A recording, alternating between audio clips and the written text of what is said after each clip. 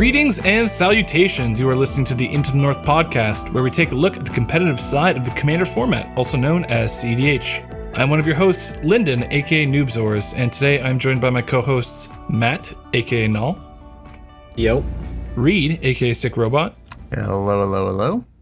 And Morgan, aka Spleenface. What's up, everybody? And in this episode, we're going to be doing the Banlist episode, part 3, because, 1 and 2 parts were not enough, apparently. Multiple... Part I guess 3 of we the did. two-part series. Last one was 2 hours. How long was the first one? It was like an hour and a half. 2.5 No, hours. they were both Around well 2, over yeah. 2 hours. Oh my god. Yeah. Well, strap in. Who knows how long this is going to go. The Banlist, the Battle of Five Armies. Yeah, we initially had planned to do all of these as a single episode. That was so. I can't believe we thought that. Yeah, as far as I'm concerned, it's the reverse of The Hobbit, where The Hobbit was actually supposed to be one movie, and then this was actually supposed to be like 6 episodes. So this is the Banlist episode part 3, and in this we're going to be talking about alt formats, so alternative ban lists, alternative rule sets, as well as the philosophy behind the ban list and how we view the way banning should be done, and I guess that kind of gets into the philosophy of the format and whatnot. But before we get into that, have you guys been up to do anything interesting since the last episode? I finally proxied out my meme Chainer Nightmare Adept build. I've been jamming some games on that just to get a change of pace and not play blue-black console bullshit. True fact. So how have you? I just thought what's your draw on demand been for recruiter files? Or have you just been going for the 2 card combo? I typically don't go for... I mean, I haven't played that many games. I once just recruitered on turn 2 and then drew on... I had a draw spell in hand and just drew Dockside and then cast the draw spell. Sure. But yeah, it's the deck uses Snoop, but it's definitely not like a dedicated Snoop deck. You often, I think probably the most common thing is the Razaketh, because you've got the hasty Necromancers and then the discard for Razaketh in the command zone. Sure. Do you think it's like the best Rakdos cEDH deck? Do you think it's better than Grenzo or Anji or whatever? I think it's difficult to say because it's not as fast as Grenzo. I'm not on Nas. You don't really have the efficient 1 card win con, right? Yeah, and you don't have the equivalent of Doomsday. So it's really a question of is the fact that you can cast just creature spells to set up your threats, and the fact that you have these sort of more you can recur some of these threatening cards with Chainer, how likely are you to be able to take advantage of that? If you're just in a meta where everyone's trying to jam as fast as possible, then you're gonna wish you were on Grenzo, because sometimes you'll be the first person to jam and you'll just get there, or the second person. You can jam when everyone else is trying to jam, and maybe that just works out in your favor. But if you're playing where people are a little more cautious, you actually do have some quote-unquote mid-range threats, or things you can be doing that are good, but aren't your opponents immediately go, we have to counter this or we lose the game. And your deck isn't full of just garbage cards that net you 1 mana. Yeah. Fair. Instead, you cheese out Inferno Titans or whatever, and then There's one. Let me find it. There's this one card that always gets me that produces red mana. What's the one that counts the amount of cards? Rite of Flame? Rite of Flame. I'm every time I see Rite of Flame, I'm alt F4ing. Just turning it off. It's nope. Hard pass. Yeah, I'm not a fan of that one either.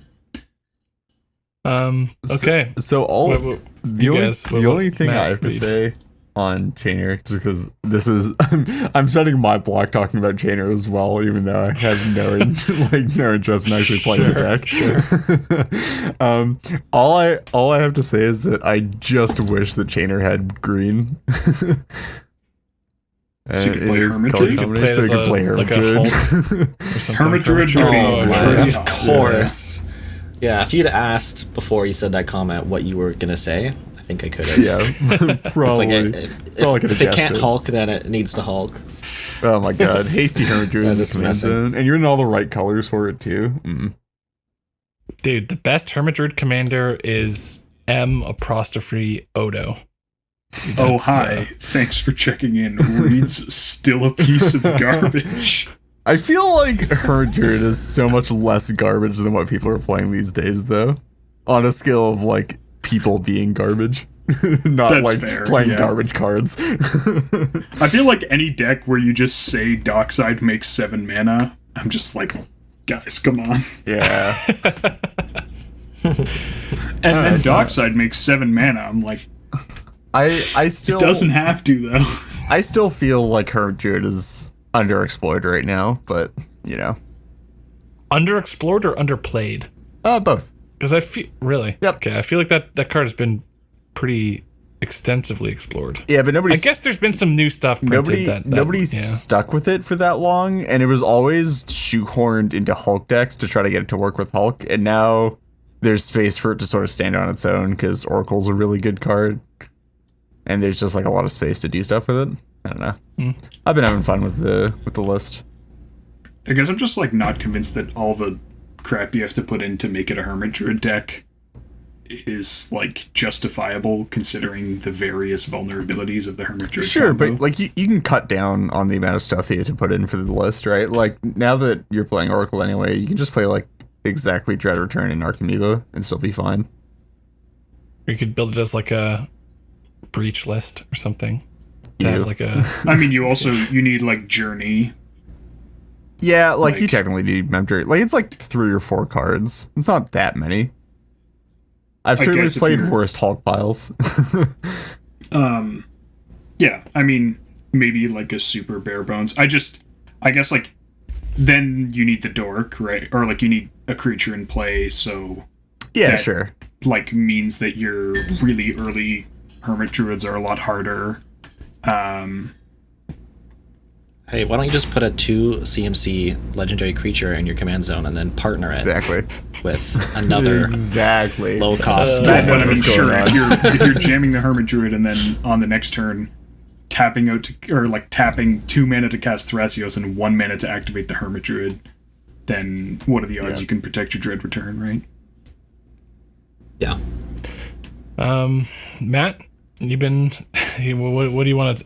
Do you want to also talk about Chainer in this in your time block? I mean, I have brewed with Chainer, but I've pretty much only gotten 2 wins on Fall Guys so far, so not Rough. quite magic, but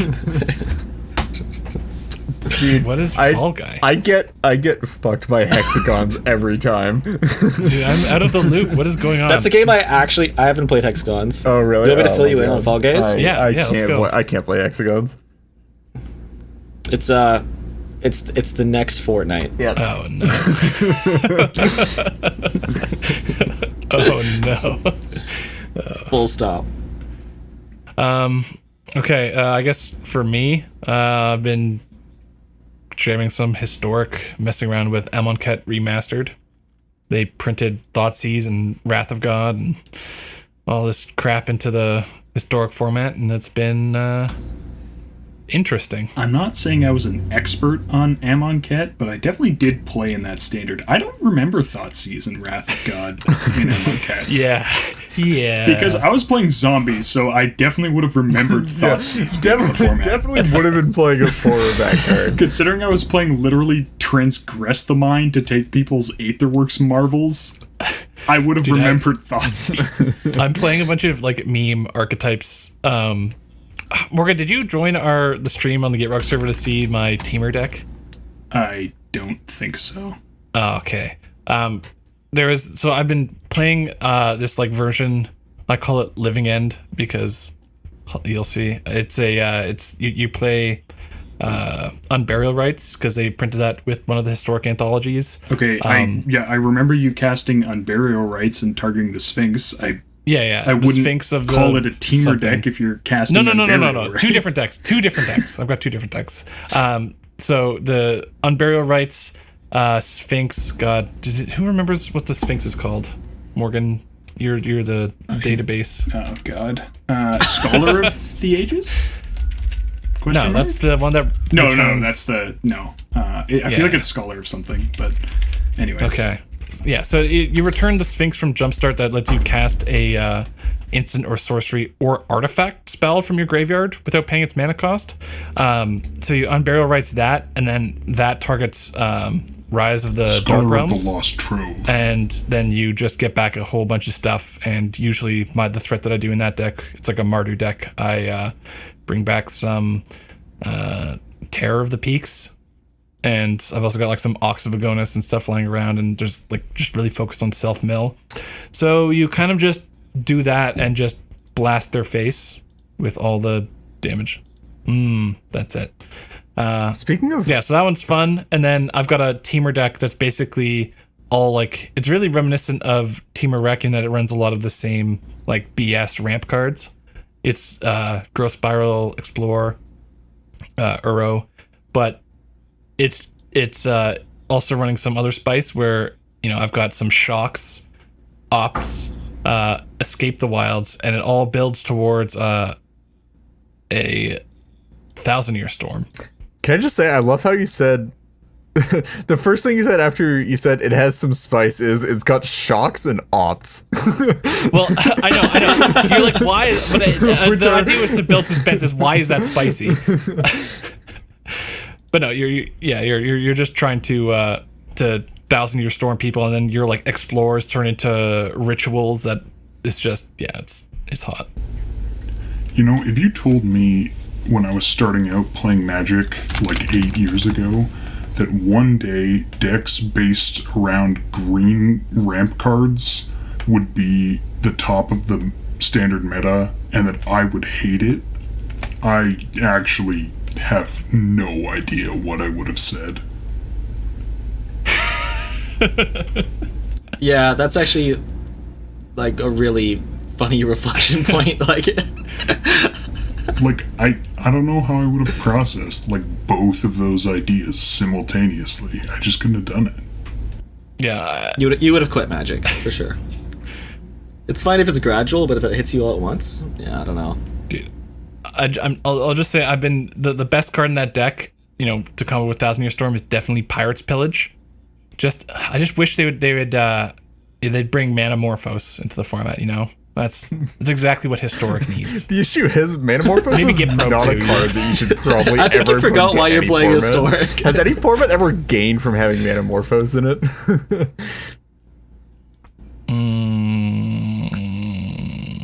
No. All right. Okay. Yeah, so moving on. This was a long pre-show chat, I guess. But yeah, so we've got Housekeeping. And Housekeeping, we normally show new patrons. And we should have a new patron. But we don't. So I think our last, the three of our last new patrons have all been me winning bets against people on the Frog server about playing Arena. And I did it again. And I won a bet against Jordan from the GitRog server that I couldn't hit Mythic playing only Elves in Historic. And when he made that bet, to be fair, we thought that Elves was a shit deck. Turns out it's really good. So yeah, I did that. Not too difficult, but he's still yet to own up to his portion of the bargain. So Jordan, this is a call out. Let's make your $1 Patreon pledge. Join us. Join the patrons of the podcast. But yeah. And new developments. Nothing really new since the last episode. So that just means we can move right into the main topic. We need all the time we can get for this one. Yeah, let's get moving on in case it goes to another super long episode. Yeah, so just a reminder, this is the we're going to be talking about alternate formats and ban list and format philosophy. So we're going to kick things off by talking about alternate ban lists.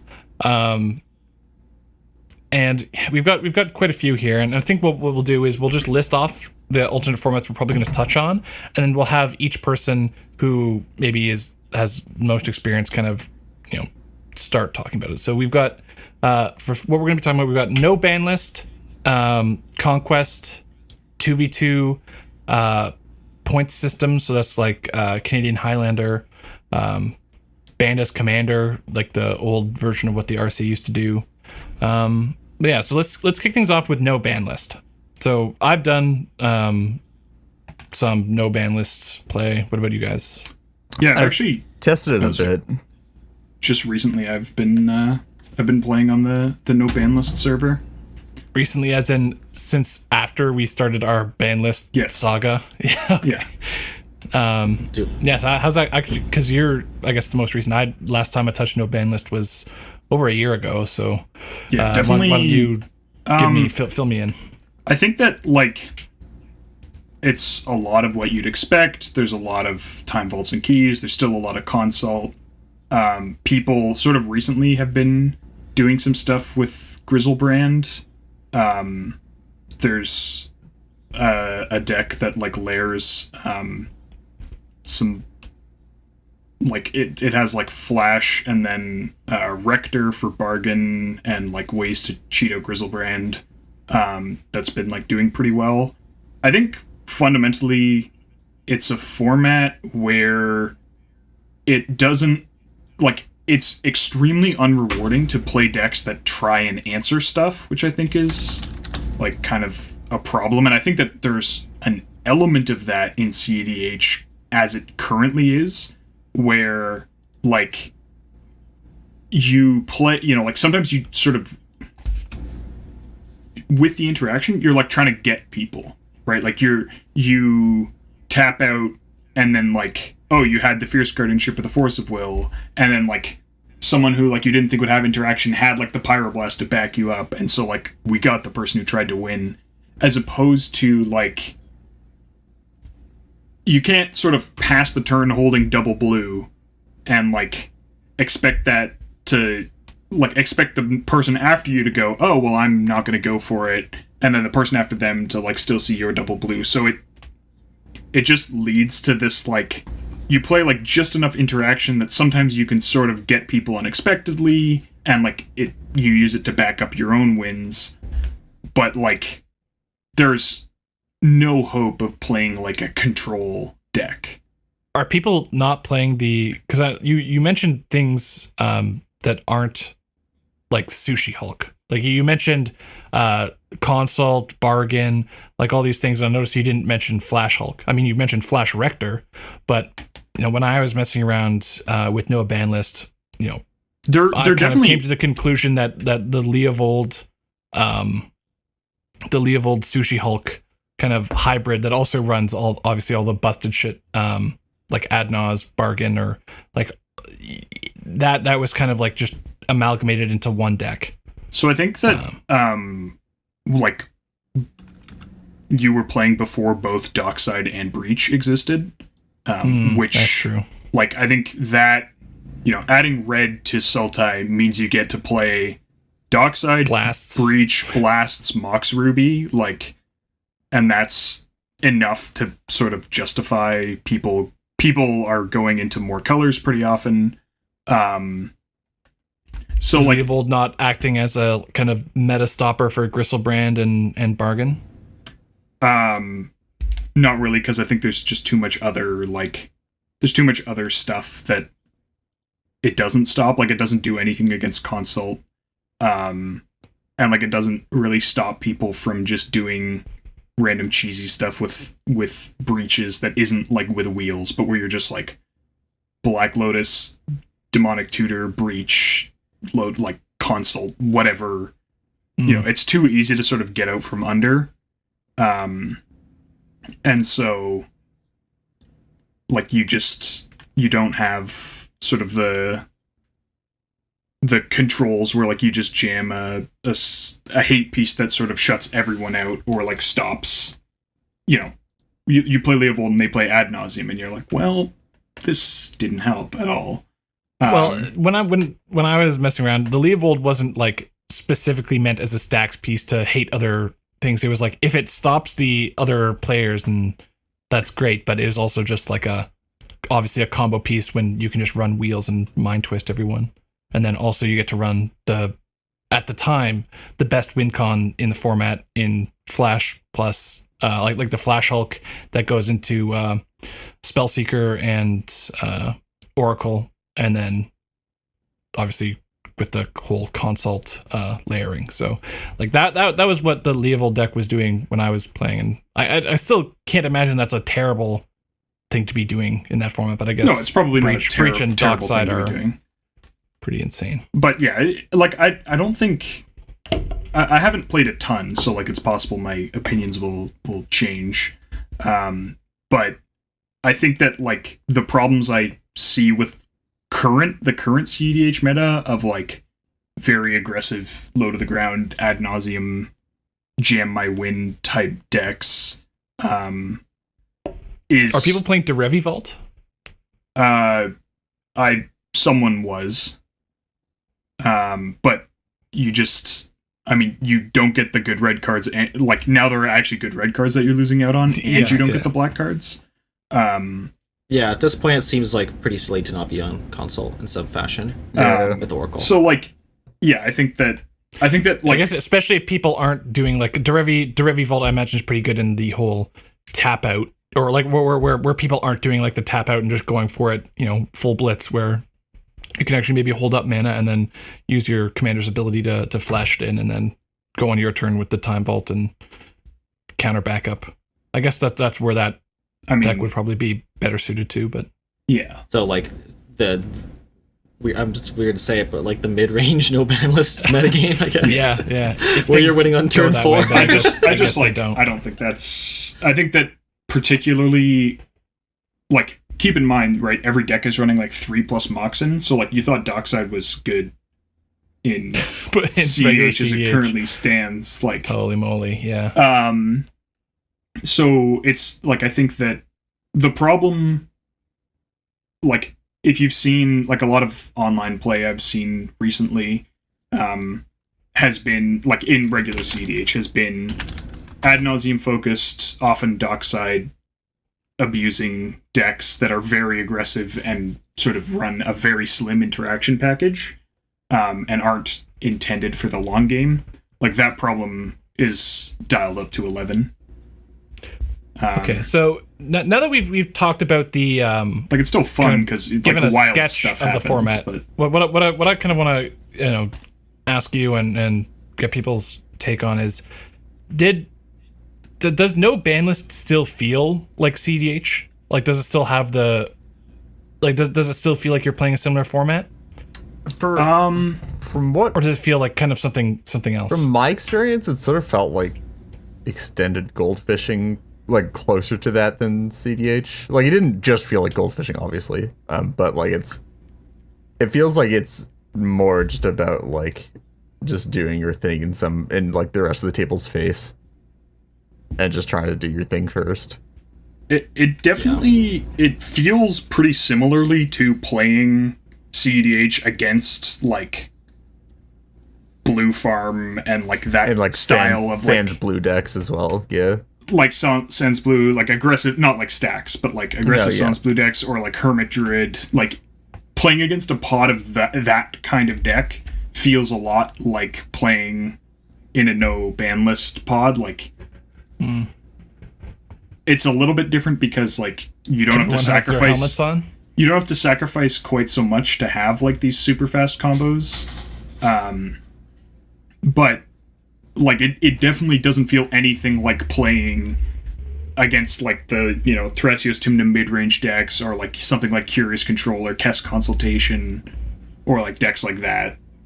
Like those feel very different, and I think that that's an element that's like not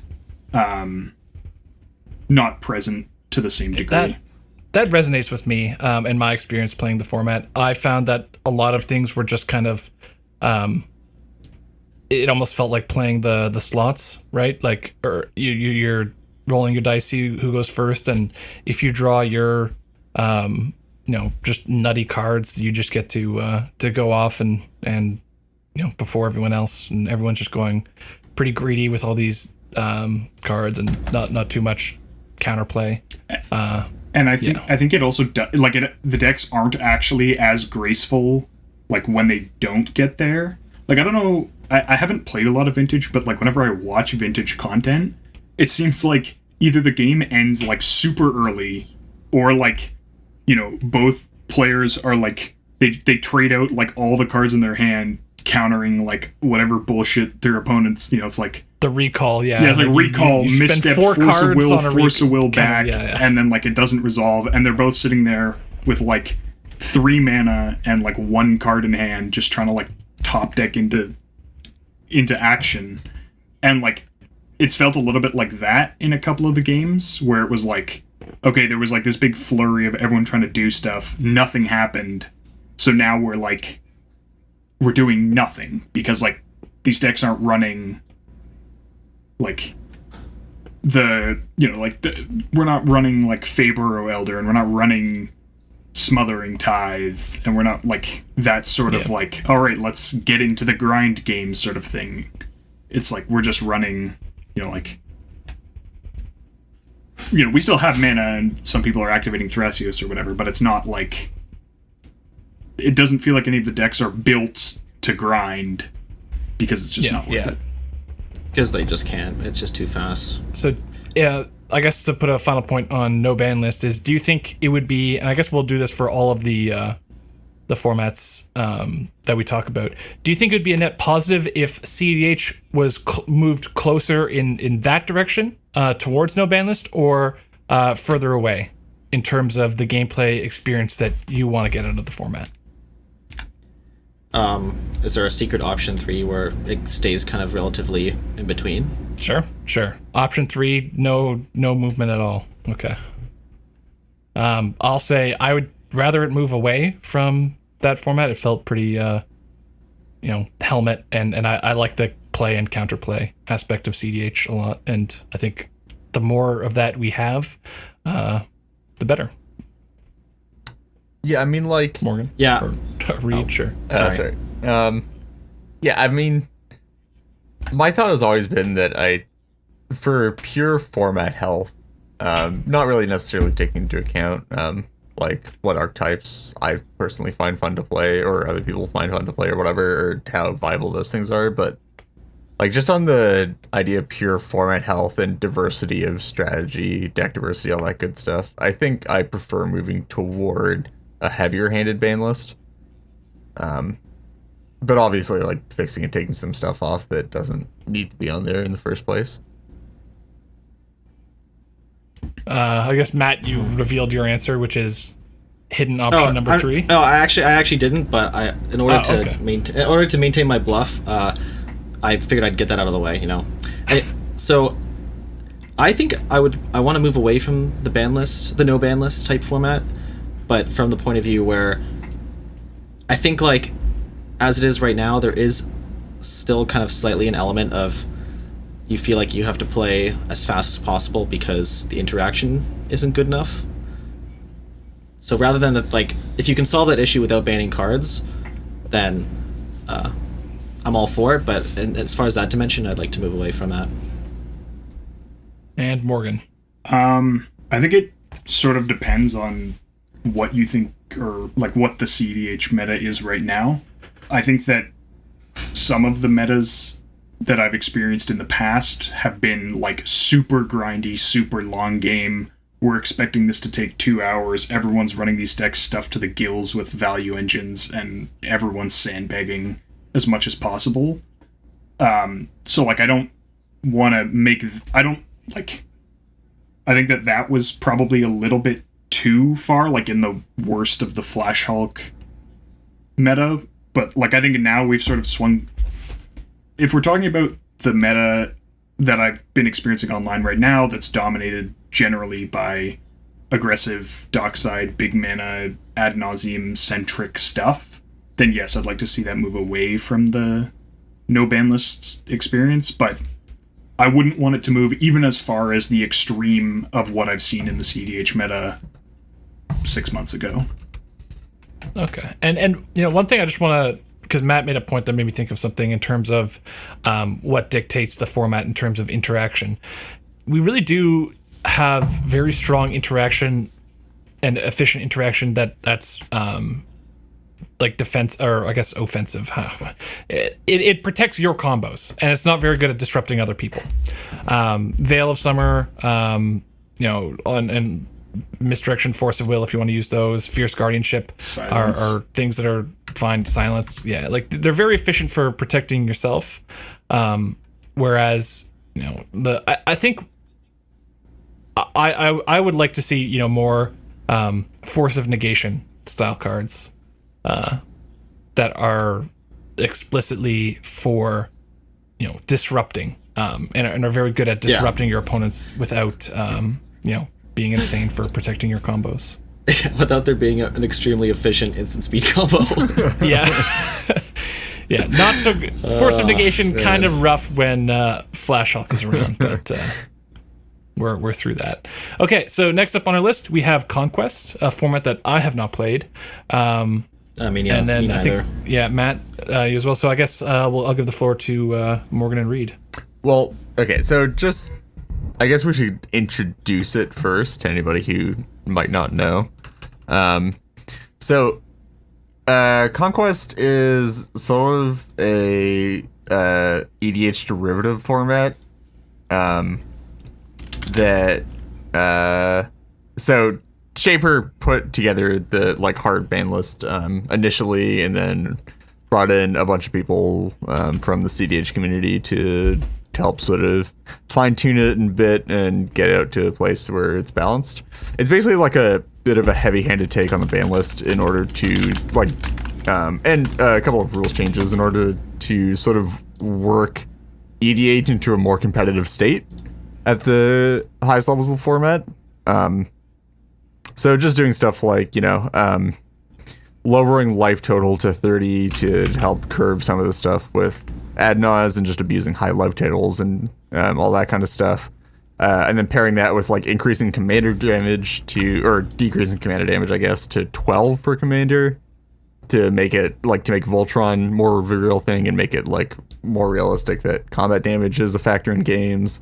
And then, banning some power cards and unbanning some stuff that doesn't need to be on the ban list for the competitive side of the format.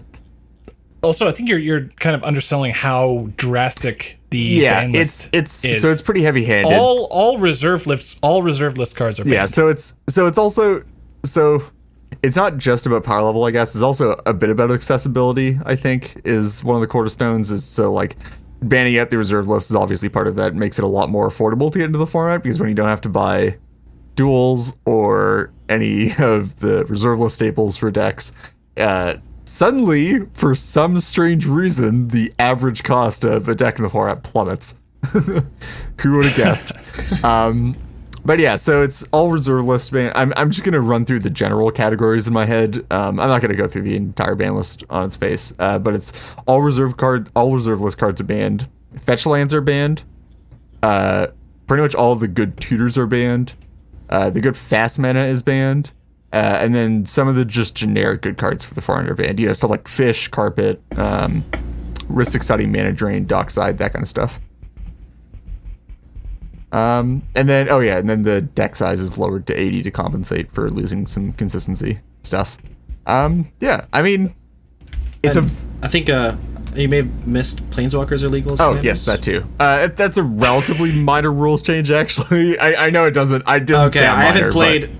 Yeah, I haven't played it. But yeah, I mean, definitely, it's about opening up space for building deck and to have a lot of different decks be able to be viable at the top end of an EDH style format, right?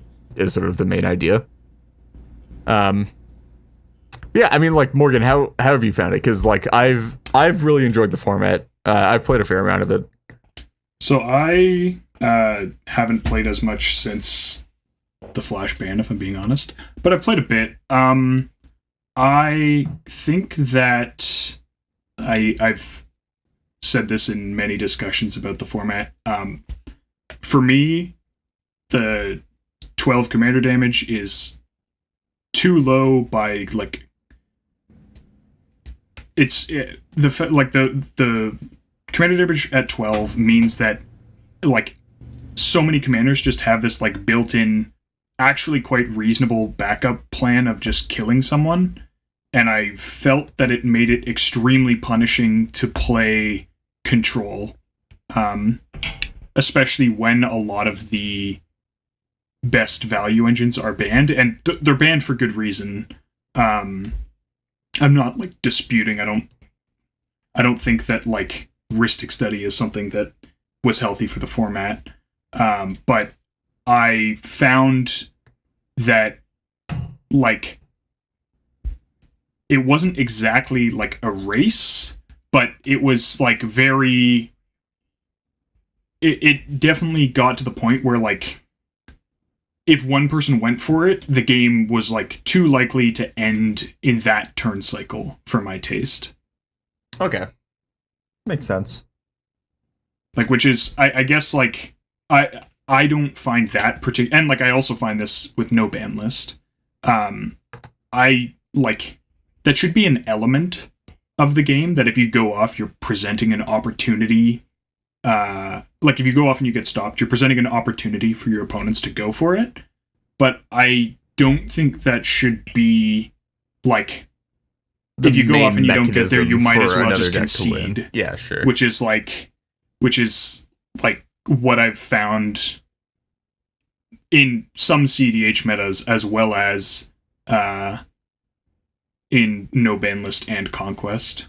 And like I'm not sure what the solution is to that, but which format do you think is actually okay? Well, it's probably no ban list, but between Conquest and regular cEDH, which one do you think is the worst offender in that regard? I feel like regular cEDH can be a worse offender depending on the meta. I think Conquest is a lot more even on like the metas that it presents, honestly, just because like combo is significantly worse. Like it's not as good of an archetype when there are like alternatives, right? Like it's very real that you can just get beat to death or I think whatever. it's like a bit of a problem that like the way the Voltron, like the rock paper scissors between Voltron control and combo is like creates kind of an unhealthy dynamic where like oftentimes the control deck is getting beat down by the Voltron deck and like can't deal with that and the combo deck. I think that yeah, no ban list is the biggest offender just because like there's no great interaction cards that are banned. Right? Like yeah. It's not like, oh, nice, we actually get to play with Force of Will now, or like what like all of those cards are already legal, and people don't seem to have a problem winning the game even with them legal. And then they unbanned a bunch of accelerants and win cons. And so, like, whereas with Conquest, like, almost none of the, like, mana drain is banned, but not because it's interaction, because the ritual was stupid. The ritual is so bad.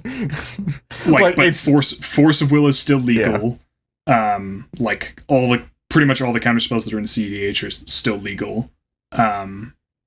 The format's a little bit more creature heavy, which means that like the cheap counterspells don't necessarily line up as well. But which I do think I think that aspect of it is fairly healthy. I don't think that like Dispel and Swansong and Fluster should be the be all and end all of. Well, so like an interaction package. Like I like that it's creature based. I guess like I don't think that counterspells need the like quote unquote nerf because like it's already 1v1ing is already like really not where you want to be, right? Sure. I just feel like or sorry, 1-for-1ing. I feel like the concept makes sense of like you just nerf combo enough that it's not required to always have counter magic if you want to play a slow deck. Like there are slow decks in the format that don't play blue and can still do fairly well just because combo is not as all encompassing as in like other cEDH derived formats. I guess like I think Conquest would be healthier if like you could play a playset of Counterspell. It's like sure, yeah. If Like Pick a the card. spells that counter creatures like drop off really hard. yeah, that's fair. One thing I want to ask about Conquest is how do the decks look? Do you find that they're kind of just good stuff deck, or is there like actual synergy and you know, quote unquote, like engines with commanders? So one thing I actually find surprising about cEDH is that it does maintain some of that engine synergy piece kind of stuff going on.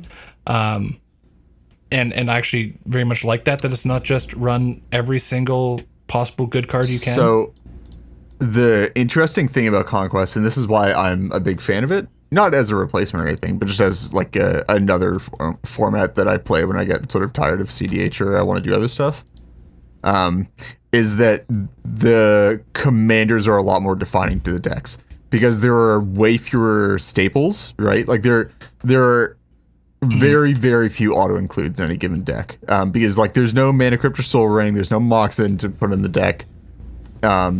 You're just shoving Mystic Remorse and Tutors and stuff in the decks, right? Like you actually really have to think about what you're filling your slots with, because it's not just like I'm gonna put D-Tutor and Imperial Seal and whatever, because those aren't legal. You can't put Mystical Tutor in your deck just to fill space. Like you can't put all these random like really efficient cards in your deck to fill all this space. So I found that the decks tend to feel a lot more like you're playing a deck around a commander. Nice. So it's kind of like more mid power in that sense. Yeah, like where it's mid power is a lot is built around commander. It's what you like about mid power, right? Except like nice. That's the top end of the format, and it's balanced around that being like the max power in the format. It's like there are a lot of decks that are just like, I think people have coined them like quintessential Conquest decks, which are like decks that like do not exist anywhere else. Just because. What's an example of one of those? There's some weird ones. I guess one that I played a bit was Nahiri the Storm or Stone. Storm of Stone. Storm of Stone. That's the one. Which is the. Is it the Boros? Yeah, it's the Boros Nahiri that. Nothing matters on her except she has a static ability that says that equip abilities you control cost 1 less to activate.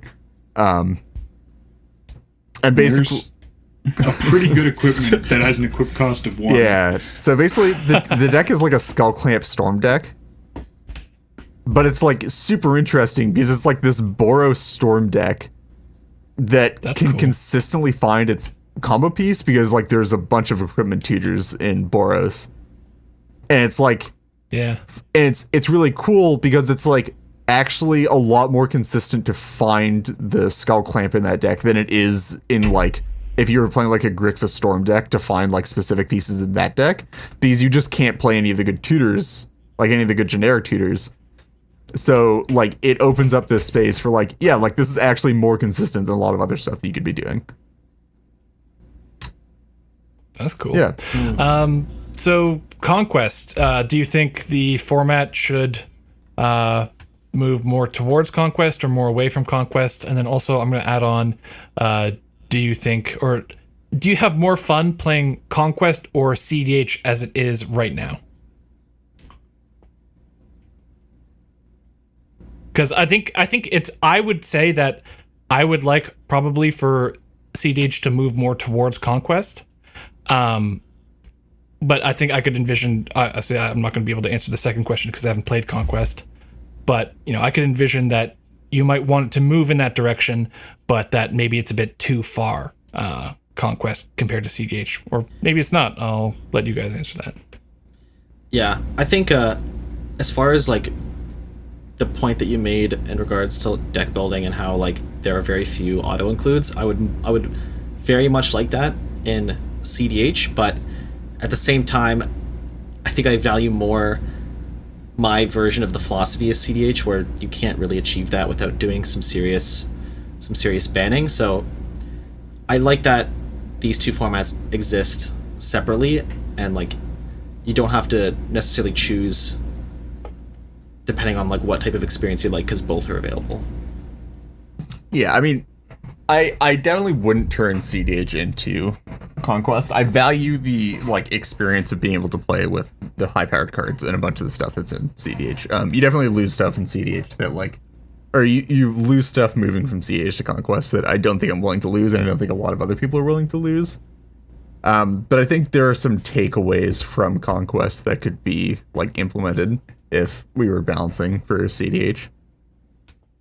And Reed, do you have more fun playing Conquest as it is or cEDH as it is, or is it like different? Or yeah, right.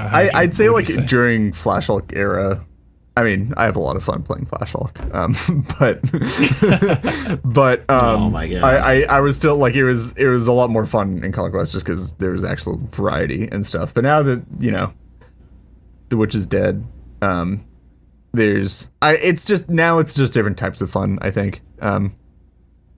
Conquest is just like a brewer's paradise sort of still, where you just like sort of do whatever, and like actually like that's always really commit to building a unique deck rather than just like, okay, well, I'm trying to build this commander that not a lot of people are playing, so I'm just gonna put all the staples in and then like put like the 5 synergy pieces in and then be done with it. See, I'm playing the commander that everyone is playing, but my deck is a Fiend Artisan in it. Whoa. Hey, Fiend Artisan is a good card. Stop dissing it. That wasn't my intention. All right. Yeah, sorry. My intention there was just to like make the joke about like 1 or 2 cards defining like, oh, it's a different deck because I put in like this one spicy card. I think that there are definitely a lot of really positive elements of Conquest. The diversity is a big one. I think that I'd like to move cEDH a bit towards that, like weaken combo a little bit, make it easier to play decks without blue and without consult. But I definitely like, this is. It would be like way too far in my view to like they're different experiences, and I definitely want access to both of those experiences. So I wouldn't want it to like very closely mirror it. But as Reed said, there are definitely some good takeaways about diversity and so yeah, that like sorry, Reed, I forget, did you mention when you did the ban list that fetch lands were banned? Yes. You did, yeah. Because that, like, fetch lands and duels being gone, definitely, like, the colors is like, no one, it's really hard to play 4 and 5 color. Yeah. So it really encourages you to play, like, the 2 and 3 and 1 color, like, commander-centric decks, which is nice. So, yeah, there's definitely things in Conquest that I think would be healthy if they were brought to cEDH, but it's still a very different experience, and I wouldn't want to get rid of what I currently view the cEDH experience as. Yeah, I think final words on Conquest. I would say I think it was a bit unfortunate of the timing of when Conquest went public, which was like right after the Flash ban. The Flash ban, because during the whole Flash winter, people were leaving cEDH and looking for alternate formats. That's where a lot of the no ban list stuff like came about, and Conquest was going on during that. And then right as probably the most important ban right in cEDH history and reinvigorating the format for people, right as that happens, Conquest goes public, and so it's just unfortunate that it's probably not as big as it could have been because of that. Yeah, but I mean, then again, like I just want to make it clear that like this is sort of like, it was sort of like a project that was a labor of love for a lot of people, I think. And it was more just like there are all these ideas floating around of like, oh, there could be this mythical balanced cEDH format with all this stuff that like people have always had these ideas of like, what if we lowered the life total? What if we banned fetch lands? What if we like do all this stuff to balance the format a bit?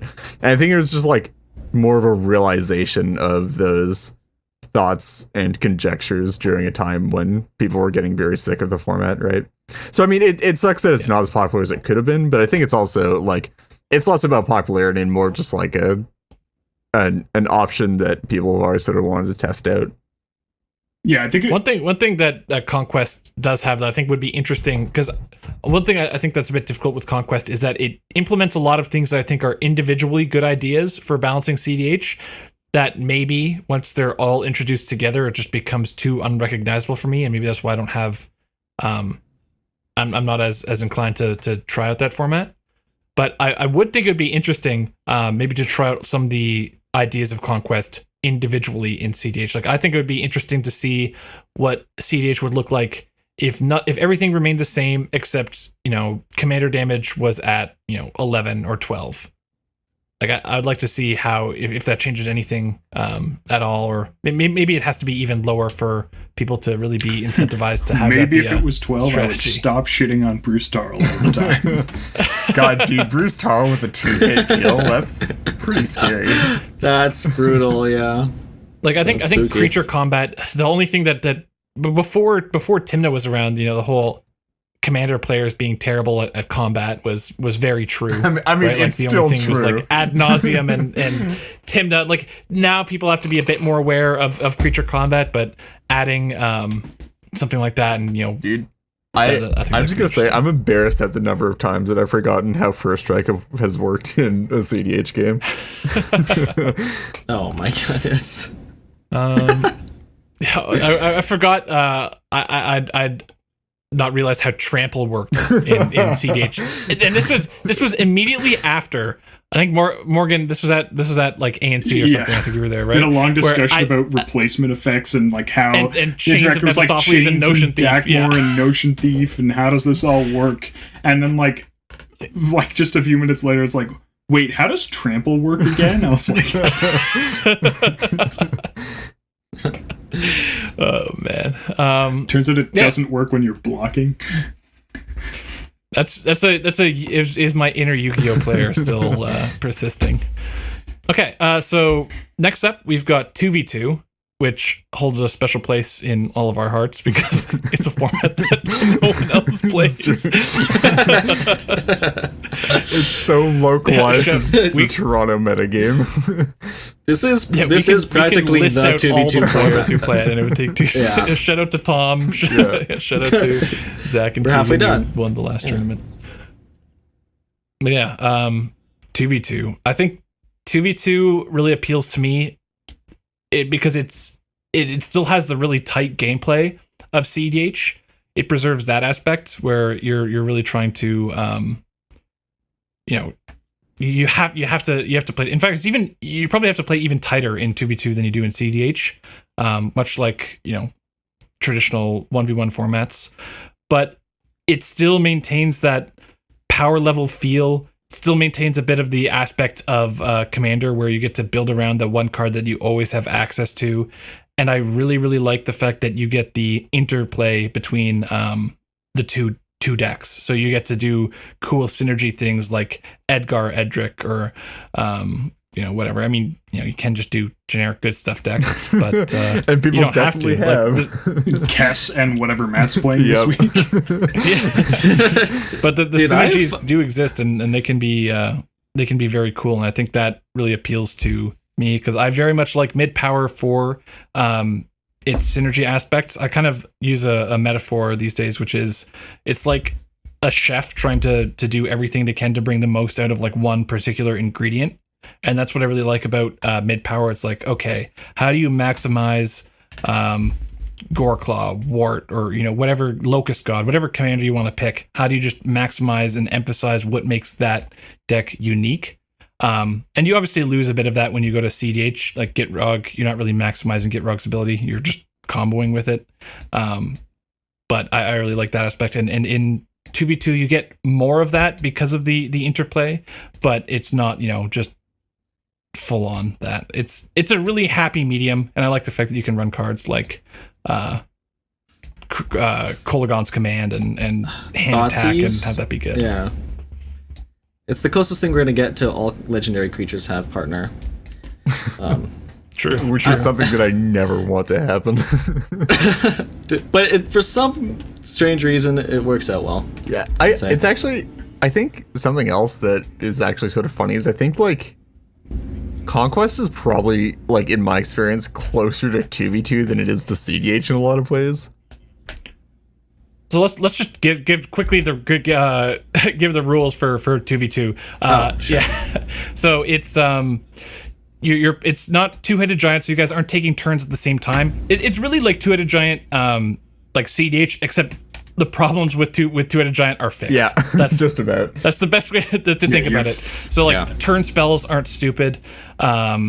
You guys don't get to like take turns simultaneously, and it's you don't have a shared life total, so ad nauseum isn't stupid. Yeah, and combat matters because you get to like you have a less you have 30 life total each, but because each player you can focus down one player.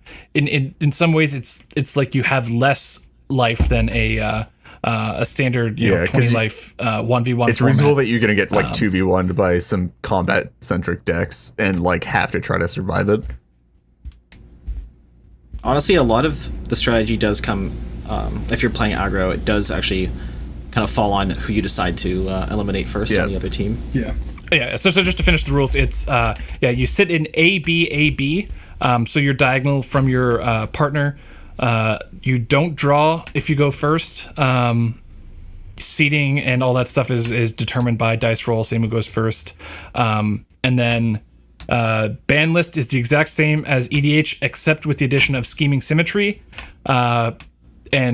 30 life. And there's currently wish boards, so that's probably not something there are when we play in person. It was something that we didn't carry over to online because basically wish boards meant everyone was playing Karn because Karn's just kind of good and like the combo's really easy to. It's like so much easier to just stick Karn and slam the lattice and protect him when instead of like 3 people attacking it on that first turn cycle, you have one person attacking it, then one person defending it, then another person attacking it. And then one person, you also have somebody else to hold up mana while you try to resolve it if you're facing blue decks or whatever. It's just, and it just gives every deck a combo, like a one card combo. And sorry, the last thing about the rules of 2v2 is that you and your partner cannot have the same commander. Yes. So no pairing up Edrix.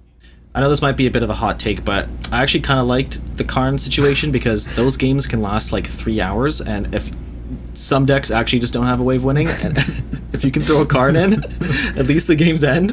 And it's not like it's just it is a really super efficient, colorless combo, but at least it's not 2 mana.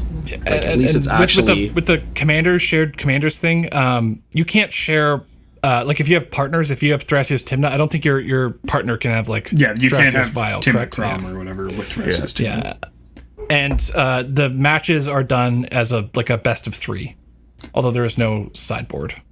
Honestly, I think that like 2v2 could also enormously benefit from some of the changes we've talked about in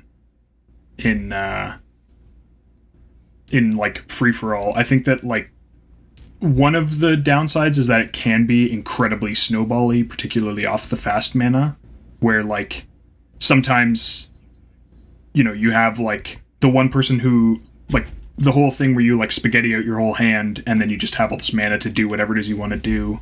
Like that doesn't mean your hand doesn't have interaction because sometimes your partner has the interaction.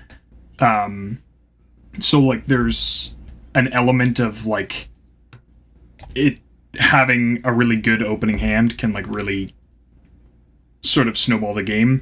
I think what would be interesting in that format would also be a fetch land and strip mine ban, just to make the mana like a little bit worse. So because like a lot of it's this sort of like tempo,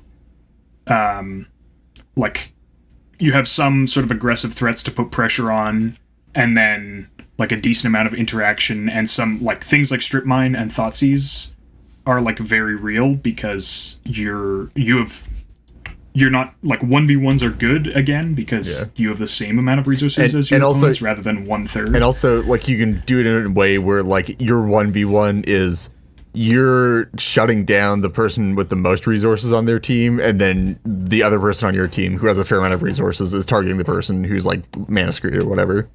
And you just like So like I think it would be interesting to see with no fetch lands to make it harder to play just all the colors you want. But then you would also, I think, have to ban no strip mine because it would be too easy to just strip people out of the game if there were no fetch lands. I think that would I think help a similar a little bit. I think a similar logic can be applied to some of the strongest hand attack spells. Like, I'm not talking about Thoughtseize or Duress. I'm talking about Hymn to Turak and Mind Twist, where you actually can just like turn it into very quickly into a 2 versus 1. Mind Twist in particular, I think, would be a lot less egregious with like Crypt and Soul Ring gone, where like it's a lot. But I think it would be like a lot harder to get someone hell bent on like turn 4. Instead, like maybe you like they have 5 cards in hand and you're like mind twisting them for 3 on turn 4, which is like still really good, obviously, but like it's not you're out of this game. One.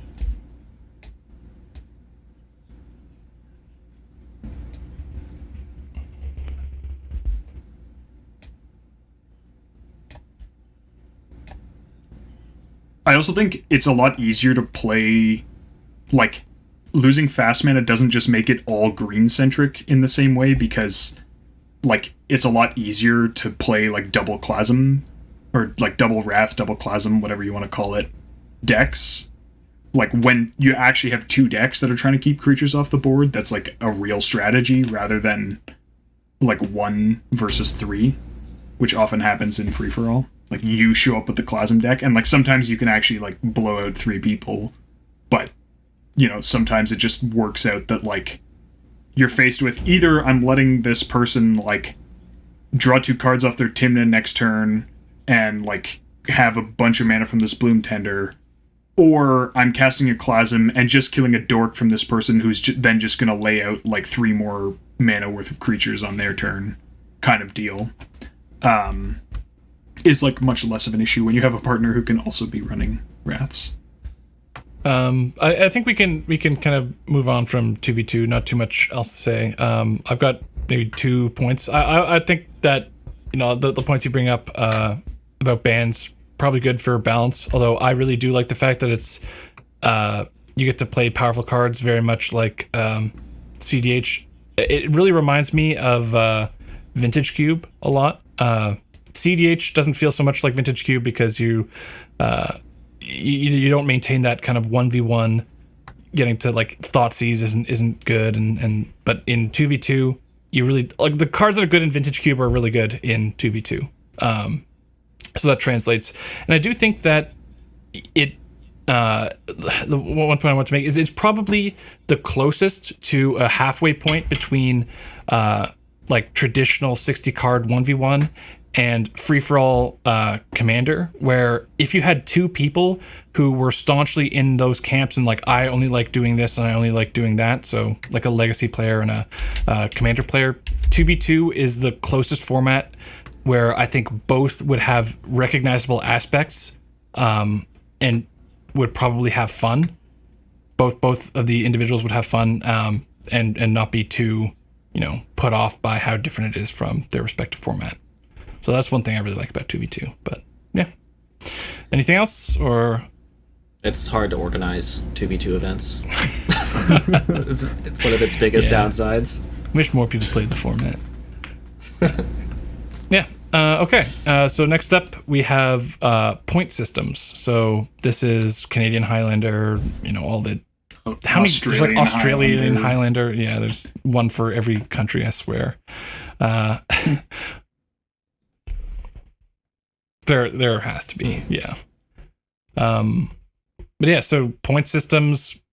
It's weird to put this in this topic in terms of there's just no commander, right? There's nothing at the helm. The real similarity is that it's Highlander, so 1 of each card, and you get to play, you know, very similar to your ban lists, except you can put cards that are quote unquote banned in it if you want, but you just have a set amount of points that you're allowed to allocate towards a shopping list of banned cards. What are some, like, did any of you guys know like Because I don't think any of us play any of the Highlanders, right? I not really. No. Like, yeah. I keep up with the decks. Like, yeah. I think. So this one will be probably pretty short, but yeah. Does anyone know like examples? Can you pull out examples of points if you remember, or like Soul Ring or Mana Crypt? In Canadian Highlander, where you get it's 9 or 10 points. I think it's 10. I think 10, the highest card. I think it's 10. I think the highest card is Flash at 7 points. Black Lotus. Lotus is also 7. I think Crypt and Soul Ring are like 3 or 4 points each. The good tutors, stuff like Demonic Tutor, are like a few points, and then like the bad tutors, like Merchant Scroll, I think is 1 point. I think that like that idea unfortunately like falls apart in the presence of commanders, where like commanders that combo really effectively with a card that is totally fine outside of that context suddenly like how do you solve that problem? Like one of the are you gonna put like 7 points for Helm of the Host or something? Yeah, like are we pointing like Dakmor salvage here, or like what's the Yeah. Like do you point the commanders themselves? Like that's potentially awkward. Like it. I think that's probably the like cleanest solution, but like the most effective solution is to just point the commanders. But then like it feels really artificial in that you're like curating how good a commander is by like just being like, oh, well, you can play fewer good cards in your deck. I also think that like if you wanted it to anywhere remotely approach the current power level that we're seeing, you'd actually have to have like quite a high points total, which potentially makes it hard to control. Like if you're dealing with like 30 points, I think it actually makes it quite hard to balance, because there's like so many more combinations of pointed cards that you have to watch out for. And I think like I don't think you could do anywhere close to it with 10 points. Like you would have to either it would be the Wild West and like the format would substantially increase in power, or you'd have to point everything so heavily that the format would decrease in power if you were keeping that level of granularity. So, for the record, just because I hate giving out misinformation, currently Canadian Highlander 7 pointed cards are Ancestral Recall, Black Lotus, Time Vault, and Time Walk. Oh, Flash is... No, but I remember Flash and Hulk being pointed very aggressively Flash together. is pointed 5, Protean Hulk is pointed 3, so together they're 8 points. Oh, okay. Yeah. They pointed Flash and Hulk rather than just pointing one or the other. Yeah, okay. so like I remember bringing this up on our Hulk podcast that Flash and Hulk together are pointed higher than Time Vault, whereas like there's the other pieces of Time Vault, Correct. like the Voltaic keys, are not pointed. Okay. Yeah, so yeah, it's interesting. But like for Time Vault is another one. Like, how much are we considering the fact that like Derevi is a card, right? Yeah. Like, then I assume Fabricate is not on that list, or how pointed is Tinker, right? Like how many artifact tutors do you then maybe have to point, or like I think Morgan's solution was probably best with pointing commanders, but yeah, it seems just too messy of a system to implement in Commander. And I know some people have tried when there's like discussion of no ban list or alternate ban list formats. Someone was trying to work on a point system and was contacting the people who do it for Canadian Highlander, but didn't get much steam because I think potentially the obvious reasons, other way that you do it, and it sounds really stupid, is you just aggressively point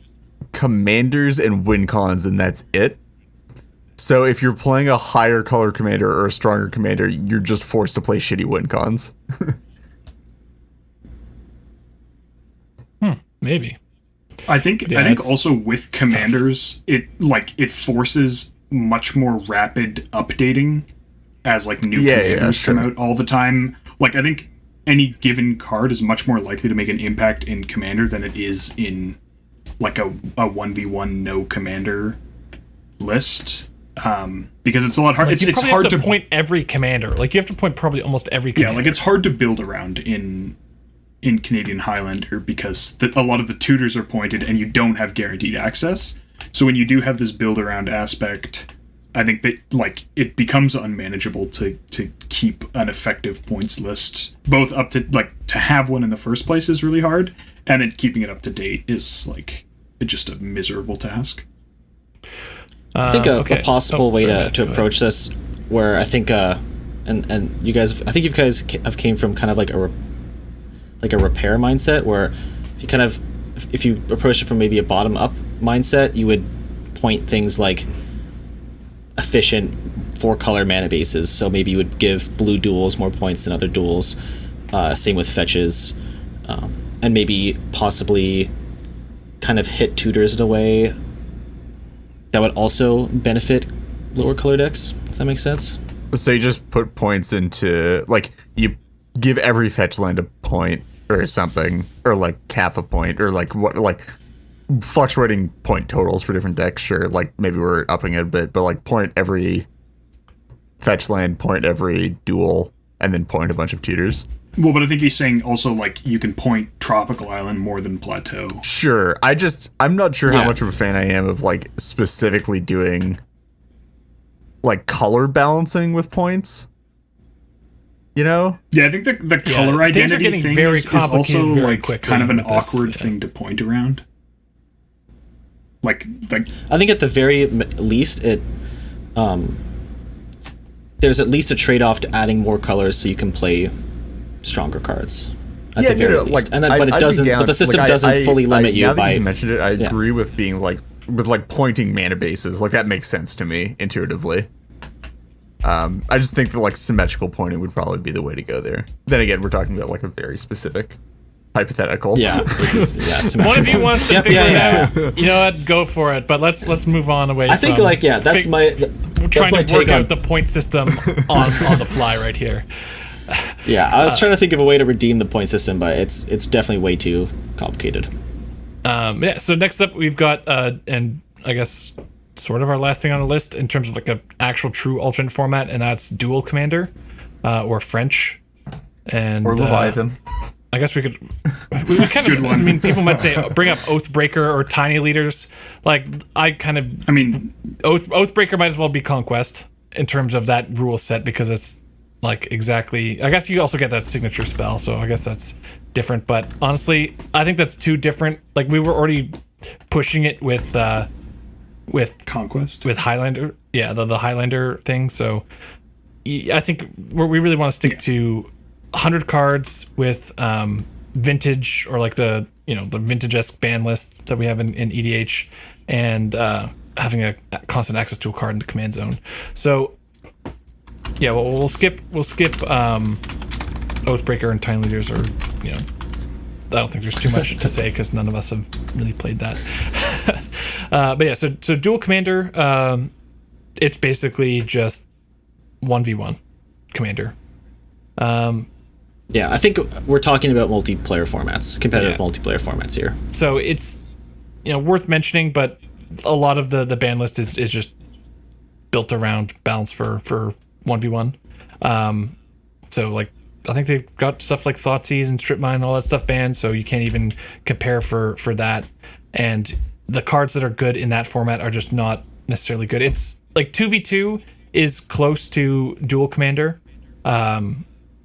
but you can actually maintain the standard ban list. And although Morgan did bring up some cards that might probably want to be banned, but yeah, in terms of like balancing, just not really analogous at all. And yeah, I don't think the appeal is really there. I think people, Commander being the most popular format in Magic, I think a big piece of that, and I'm sure you guys will probably all agree, is that it's multiplayer. Yeah, for sure. Absolutely, yeah. Yeah.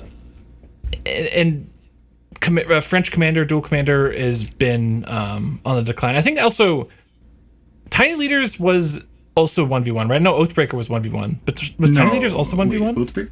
Oathbreaker is technically 1v1, I think. I think it's optionally 1v1, but everybody ended up playing it 1v1. I feel like Tiny Leaders was 1v1 because I think I remember just like a lot of tempo decks, which feels like a 1v1 thing. But yeah, I never really got into it. Yeah, honestly, the secret sauce to these formats really does seem to be multiplayer. I mean, Canadian Highlander and the Highlander formats have their own, strong following, but I don't think they're anywhere near what cEDH has or EDH, obviously. I think the main like Highlander Discord, I remember checking this a while ago, is like smaller than the Urza Discord. Damn. Damn. Honestly, I think most people want a format of Magic where they can play with a group of friends rather than like, oh, you're the odd one out, so I guess you'll sit while we play Pioneer or whatever it is. Okay, so we covered the obligatory, technically alternate formats, alternate ban lists, but yeah, not multiplayer, not really interesting. So and then finally on our list is like, is it really an alternate format? I guess it's kind of like an alternate ban list philosophy, and that's banned as commander. And so back also when companion. Oh, true. So back when you could put Leovold or whoever in the 99. Meh, in my opinion. I'm like, I like the aspect of commander, and I kind of like the general philosophy of being able to play with almost all the cards in Magic. And if you can, give people access to, one more card because it's, it's busted if you have constant access to it, but if it's in the 99, it's not so bad. Then that's I kind of do approve of that, but I also am fine keeping the ban list as is just for simplicity's sake.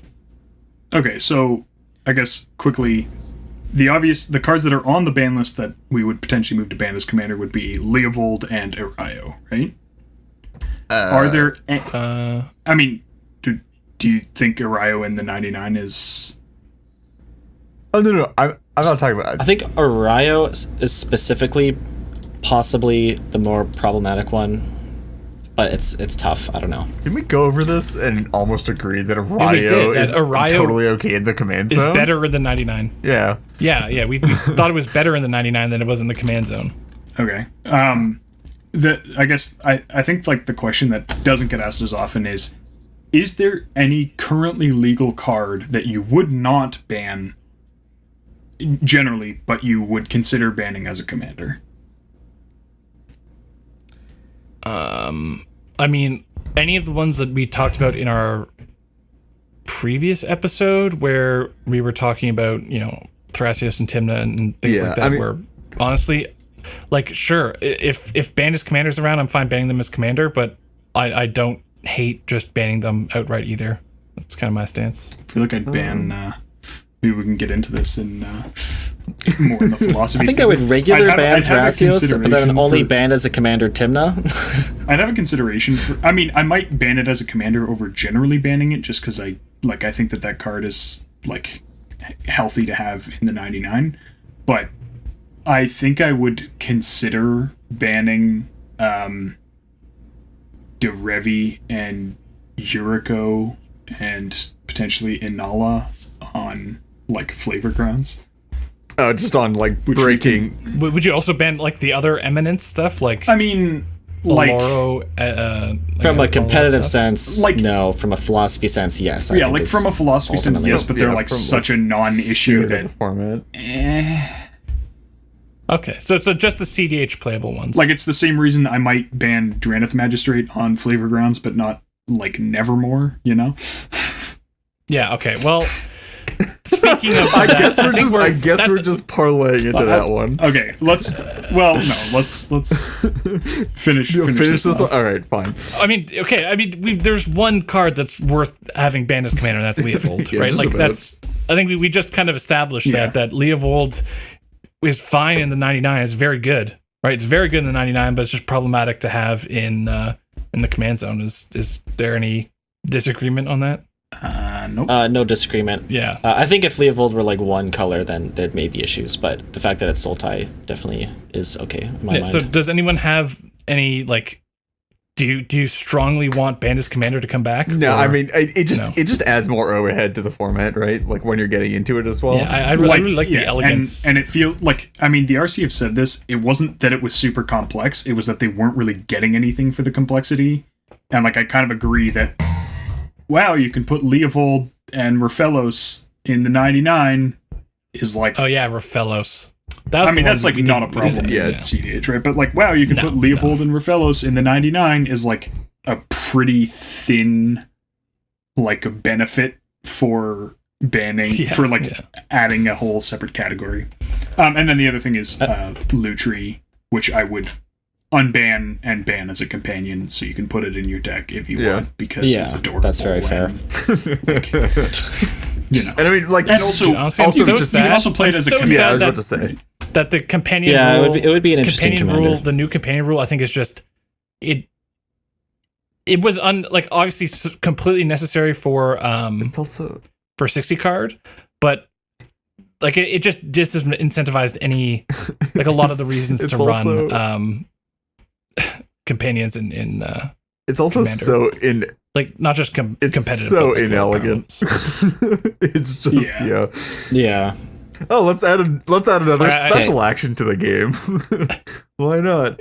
I had a brew of like that was Vile Smasher Crom Obosh, and like you just can't, like, that brew just died with the new companion rule, which is strange, but it you just don't, you're really trying to, you know, play these things on curve, right? Like you want to hit your Vile on 3 and then your Obosh you know, on 5 or later on after you've developed some pieces. Like, it's just taking the time to spend 3 mana is maybe like the whole point of that in, you know, 60 card is that once you get down to you know, you've traded 1-for-1 with a lot of stuff in 1v1, and you can maybe have something to sink your mana into and have it, you know, get rewarded for those deck building restrictions. But it's just so punishing in Commander to have to do that.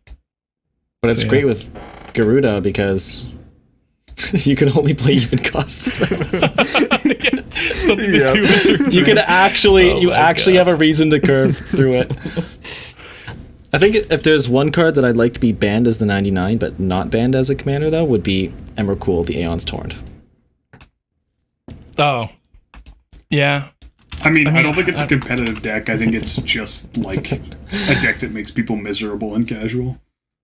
Well, it's also Dude, Yeah, the that's true. companion rules change actually just ruined like my Golos 99 lands deck. You used to be able to do with Zerda on 3 because you're trying to play Golos on 4, and it's actually like a ramp piece in for the core engine, which is activating Golos. No. The deck doesn't, 99 lands activating Golos is just so bad. No, the core piece engine. is Sanctum of Eternity. Okay.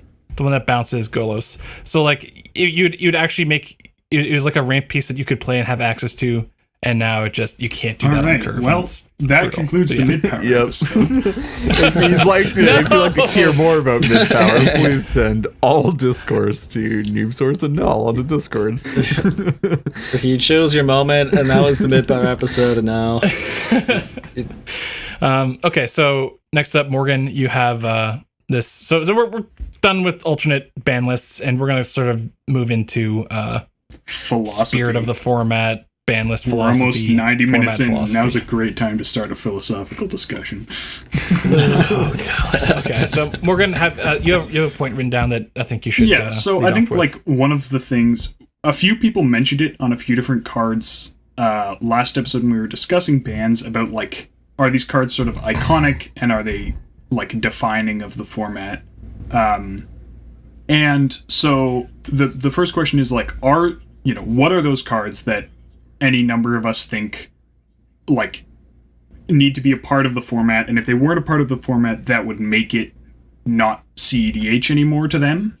And then on a slightly more general note, are there any like possibilities or capabilities potentially relating to like the format speed or its power level, that like you feel you could draw a line and say that like if we go beyond this line, then it ceases to be cEDH in your mind. So I guess let's start with cards. Like what are the most iconic cards or like format defining cards in everyone's mind? So Soul Ring is the top of the list. And It's that's for like EDH in general, right? power level wise, also availability. It's in every single precon. You don't build a deck without Soul Ring unless you're Morgan. Like it's just. I mean, no I reason. build my casual decks without Soul Ring because I think it's boring, but you know. Hey, there was a reason. That's a good point. I built one deck. As long as without Soul you're. Ring, and- It's amusing. Honestly, I'm trying to think, because right now people might say, oh, tainted pact. Like I'm trying to extrapolate back to like the origins of cEDH and thinking of what's persisted. It's ad nauseum. And a lot of it is just it's got to be ad nauseum. Like besides like all the things that are just like Soul Ring and Demonic Tutor, which are just generically good, I don't really think they carry the essence of the format. I think ad nauseum I think really does. it's exactly ad nauseum and Zur. Yeah, Sure. It's no. Yeah, I think that's about it. Like aside from like the fast Zur, mana and the like, staples yeah, and whatever, but like the definitely- format defining stuff is like ad nauseum Zur. Zur definitely encapsulates the origins of cEDH really well, I think. Just it's commander reliant and it's extremely competitive, at least and it was competitive for a long time, and it's at a very high power level. Yeah, I went through. Yes, yeah. I think the only go ahead. like commander that is quote unquote competitive, like the ones that are older than Zur, was Godo, who obviously wasn't competitive for a very long time. Don't fight me on that, Lyndon.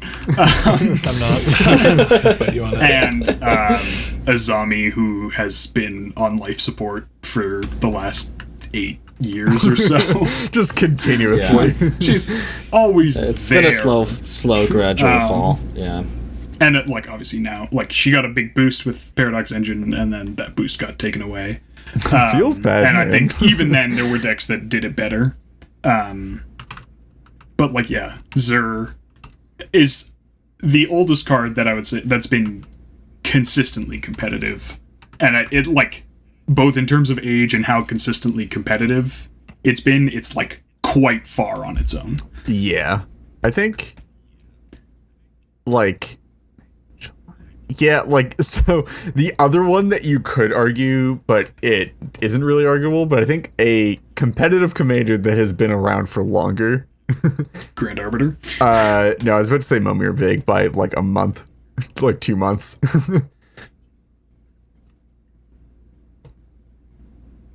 Yeah, Cold Snap Really? released in July 2006. Dissension No, but was I'm trying to May think, But like that 2006. deck wasn't. Oh, The deck didn't- okay. the deck I was wasn't like, what competitive, angle are you but taking this Hackball, at? like But the then core it has combo, all the the pieces, core right? combo Yeah, has I'm just existed thinking right for now. like 14 years. It just wasn't developed until like Has yes. it?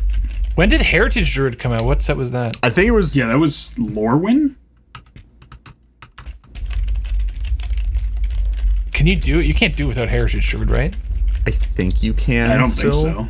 I'm not sure. Wow. Reed just giving all our listeners fake information. I mean, like You can do it with my Priestess Titania. You goodness. just can't do it same turn. Like you just need to establish a Doric burst.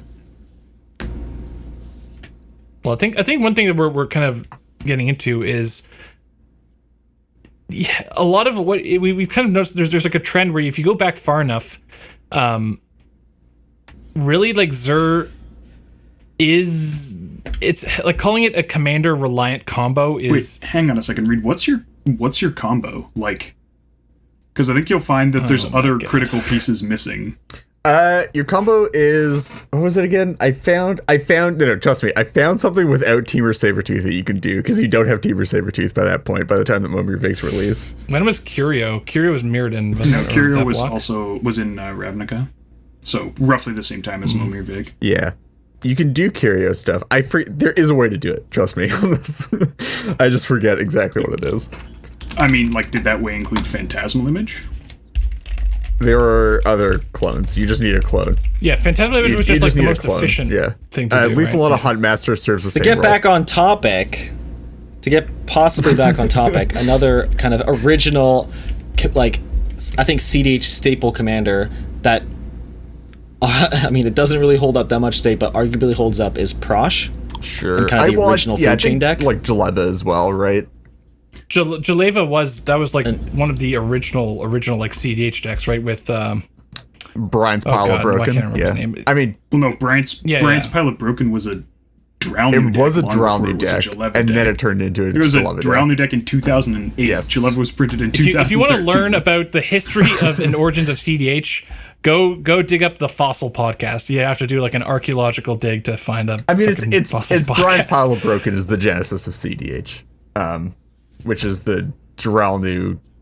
This dude had a binder of legacy and vintage cards, and then made an EDH deck, and it was like, here's my blue-black storm deck with cards that are banned from legacy. I went and found the post on like MTG Salvation a few months back, and like one of the first comments was, "This looks like the legacy ban list." But yeah, so I think one thing I was going to point out is that there's kind of been a trend where you look at these old commanders where their win cons aren't necessarily commander reliant. Like the Zur and Jaleva decks were not reliant on their commanders per se. Like Zur enables you to go find something like Necropotence, or find value pieces, whatever the old Zur deck was doing. But it's not like you're not. It's not like this, like a Gitrog Dakmor or Food Chain Prosh kind of deal. And then we kind of went through a trend where more commanders were getting printed that had combos with them, and then the point where because those combos were just stronger than just like the generic Angry Baby or whatever combo pieces. Like yeah. And then we got to a point where the generic win cons are just far and away better. And the generic commanders are anything else better than a lot of the combo commanders. So it's hard to really pinpoint and say, because I personally like the commander reliant win cons, because I think that adds a lot of variety to it instead of just, oh, well, you can't play Tasker because Thrasios and Tymna just does everything Tasker wants to do, but better, right?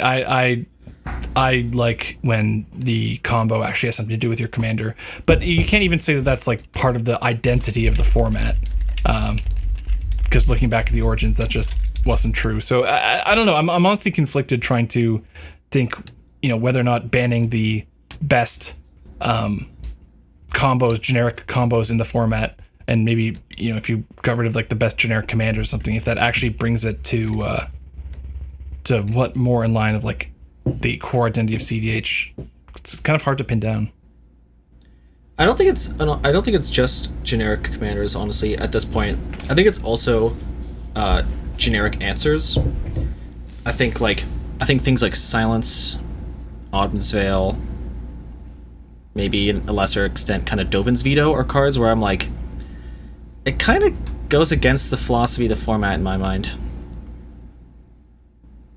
Really, I think I kind of view Force of Will, we were just talking about ad nauseum. I think Force of Will is definitely something that's, much like it's a staple of Legacy. I certainly feel like it's a staple of cEDH, and there's kind of been a through line, like just efficient counterspells and efficient interaction. I mean, like those are like banning Force of Will in cEDH would feel wrong. Yeah, I'm very happy with Force of Will staying. I think Force of Will is one of those cards that, like Soaring, that really kind of has to stay.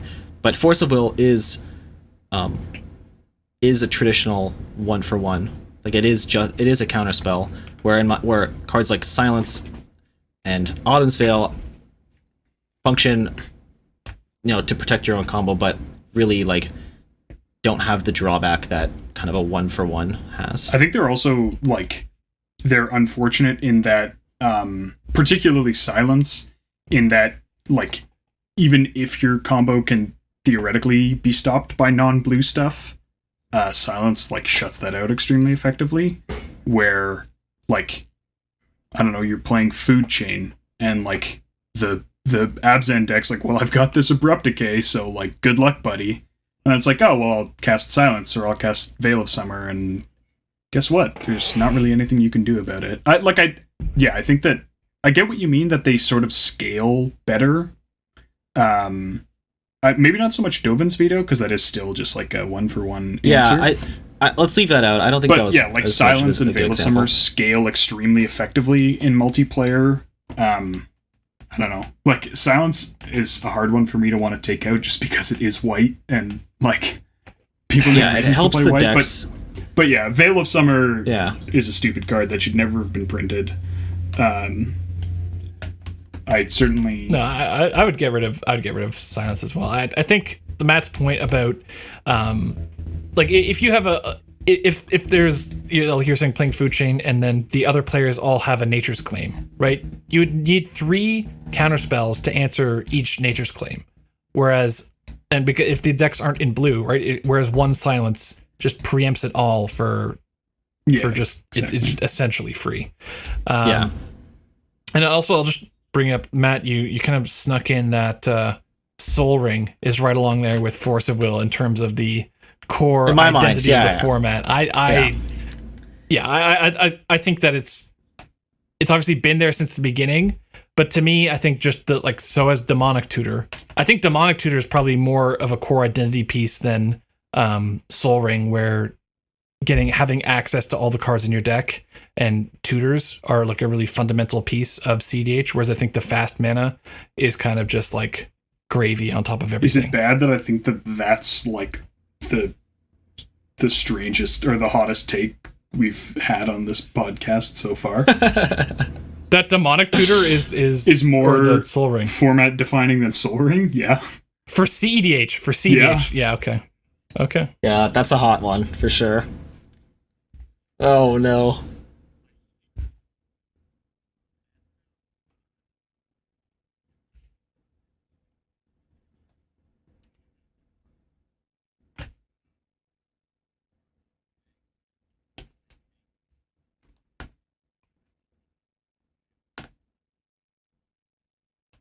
Yeah, I don't know if that's as hot as a take as the last take, honestly. I kind of agree a bit. I don't know who said it, but last episode, like this is the format where you get to play all the strongest cards. And I think if you start messing with that, then you're not, like, in my mind, in my version of the philosophy, then it's not the same format anymore.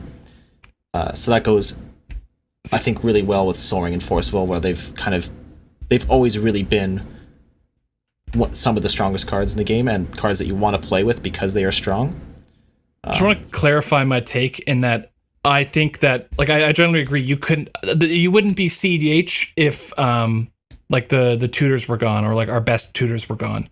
It wouldn't be cEDH if all mana positive rocks and fast mana was gone.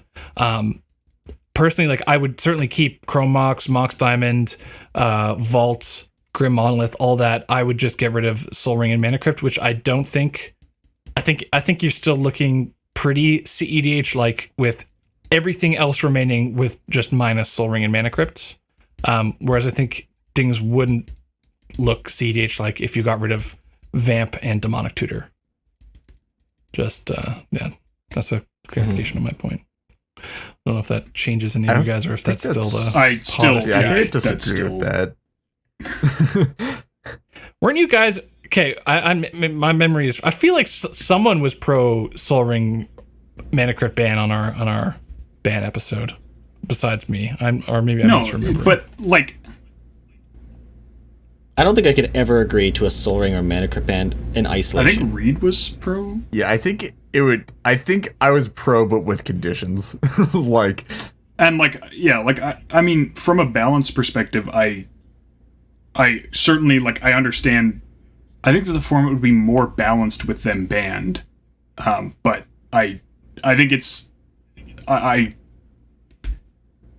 like, and possibly they would, like, do more to balance the format than banning Demonic Tutor and Vampiric. In fact, probably. But I think that, like, that's not what makes a card iconic in a format. And I think Soul Ring and Mana Crypt are like... Okay, I'm not saying they're not iconic. I'm saying they're not quintessential to the essence. You said less iconic and less essential, which I still think is... Okay, maybe iconic was the wrong word, because I think they're just not they don't carry the essence of cEDH. There's certainly Soul Ring is probably the most iconic card for Commander. Like, I don't think that's really up and for I think debate. arguably Mana Crypt is the most iconic card for cEDH, like specifically because it's so obviously analogous to Soul Ring, and it's stupidly expensive, which level. means people don't like that. That's really the essence of cEDH right there. Exactly, It's like just throwing just dollar stupidly bills across the table. It's like Commander, but more I powerful win. and more My expensive. wallet is way heavier. Yeah, I agree. They're probably they're extremely iconic. I just don't think that they, if you get rid of them, I don't think the essence of cEDH goes away. But yeah, let's not run circles around this this argument. Yeah. So we could move back to the question, I else guess. in this point, or cards that are just one quintessential? interesting thing is that I could see, particularly one of the things people often cite about Commanders, they get to play the cards that they don't get to play anywhere else. And that's one reason I could see for banning Thassa's Oracle rather than Tainted Pact or Demonic Consultation. Yeah, that's fair. Yeah, I think under that logic, I think that like makes Tainted Pact sense. and Demonic Consultation, although like setting aside all power level issues, like they're definitely like they carry some of like the cEDH identity with them. Just being like these like, super powerful tutors that are banned in every other format, but because you're playing in Singleton, like Tainted Pact's not banned. it's soft ban, except for the legacy Tainted Pact control deck, which is sick, but is in no way competitive. It's a lot of work to enable it. Okay. And then Morgan, there was one more point under this. What defines cEDH? Yeah, so like one of the things I was thinking of is like, cEDH, I mean, it's been described, the games all end on turn 3, it's a turn 3 format, whatever. There's like I think decks can start targeting winning turn 3. I think that very few decks actually accomplish it consistently, and I think a lot of like people think decks are faster than they actually are if you count sort of quasi honestly. But there are decks that can, I'll say frequently, or there are decks that can threaten turn 3 wins enough that you have to respect them. Like when you sit down at a table, you're like, okay, this person, I have to be prepared for the possibility that they might be going for a win as early as turn 3. So I don't know that pushing that to turn 4 really like completely shakes the format in my mind. Maybe it does, just because of like, I think that it's not what you have to do to accomplish so that. I think the reason I might say it is not actually because of the difference between 3 and 4. It's because of the difference between 2 and 3 and turn order. Like, sure. It's because of the fact that like if you're going last, that means you might have to be holding up the mana on your turn 2, which is massive. Like holding up mana on turn 3 is not actually that big of a deal, I think, compared to holding it up on turn 2. So conceivably that like could change it a little bit, but I think, for example, if like there were no decks that were frequently winning before turn 5, in my mind that's not cEDH anymore. See, to me, I think it boils down to what you would have to do to accomplish those things, right? Like in order to envision a format where decks can't win before turn 5 via a Goldfish, like what would you have to do to the Gitrog deck to stop that from being a thing? You would have to absolutely eviscerate like the dork package, right? Like you'd probably have to get rid of all dorks. Gitrog might even be a bad example compared to something else, right? Like, because obviously I think under that assumption you're just getting rid of like Food Chain, Thassa's Oracle, like all these generically good win cons, because those can Goldfish very quick wins. Well, sorry, I'm not saying like decks should be incapable of winning before turn, like let's use turn 5 as this example. I'm not saying like what that means is that no deck can ever win before turn 5, but like I currently, like Food Chain can win turn 2, Food Chain can win turn 1. It's not targeting either of those things, and I don't think there's any deck that can realistically claim to be targeting a turn 2 win currently. Okay. But I think that there are decks that can claim to be targeting turn 3 wins. I think Food Chain is one of the biggest ones, but some of the Turbo Nas ones, and potentially Hermit Druid as well. You could say this deck it's aiming for turn 3. It doesn't always get there. It's not 100% consistent.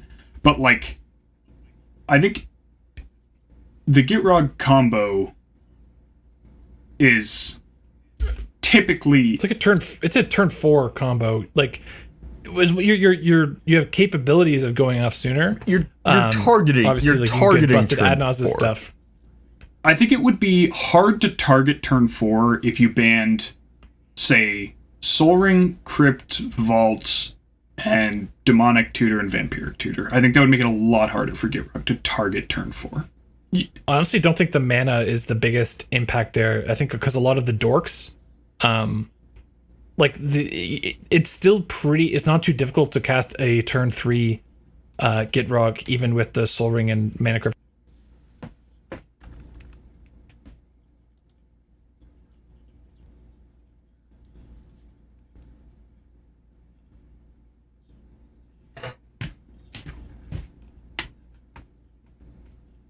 Sure, but I think with some of the mana and...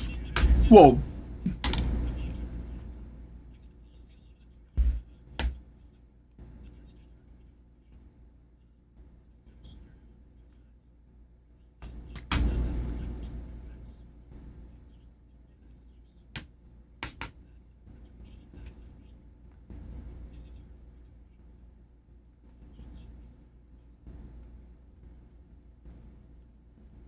yeah, I guess there's, like, maybe turn 5 is, like, too extreme. But, yeah, like, I don't know, is there anything else that, like, you know, for example, if it was, like, if there were no,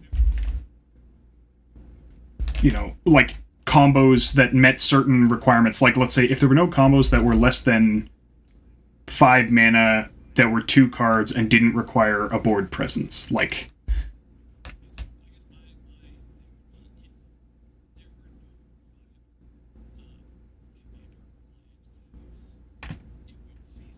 Oh, that's a good one.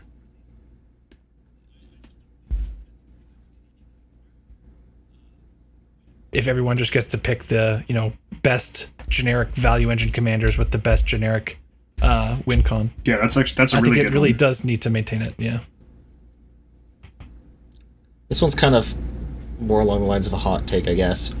But I think this is a reality, but if there are any competitive bans made for the format, then it ceases to be the format. Wait, what? But Flash, just because so Flash one's a sort of tough one. by definition exists in spite of the RC, so as soon as they start catering to it, it just stops being cEDH. Then it stops being in a sense, the contrary. Okay, I don't subscribe to that take. Me neither. Yeah, that's like a 4 pepper take. 4 pepper take for sure, in my opinion. Because I think the idea of like cEDH exists. A lot of things we were saying is that this is the whole like against splitting the format is that cEDH exists in any subset of EDH rules, right? Like, whether or not you're trying to split the format and have competitive bans or keep the ban list as is, cEDH is just playing that given set of rules in ban list at the most powerful it can be and breaking it in the ways it can. So, like, I don't know. Even if you change the ban list, it's still cEDH, and as far as I can tell. I mean, you could ban.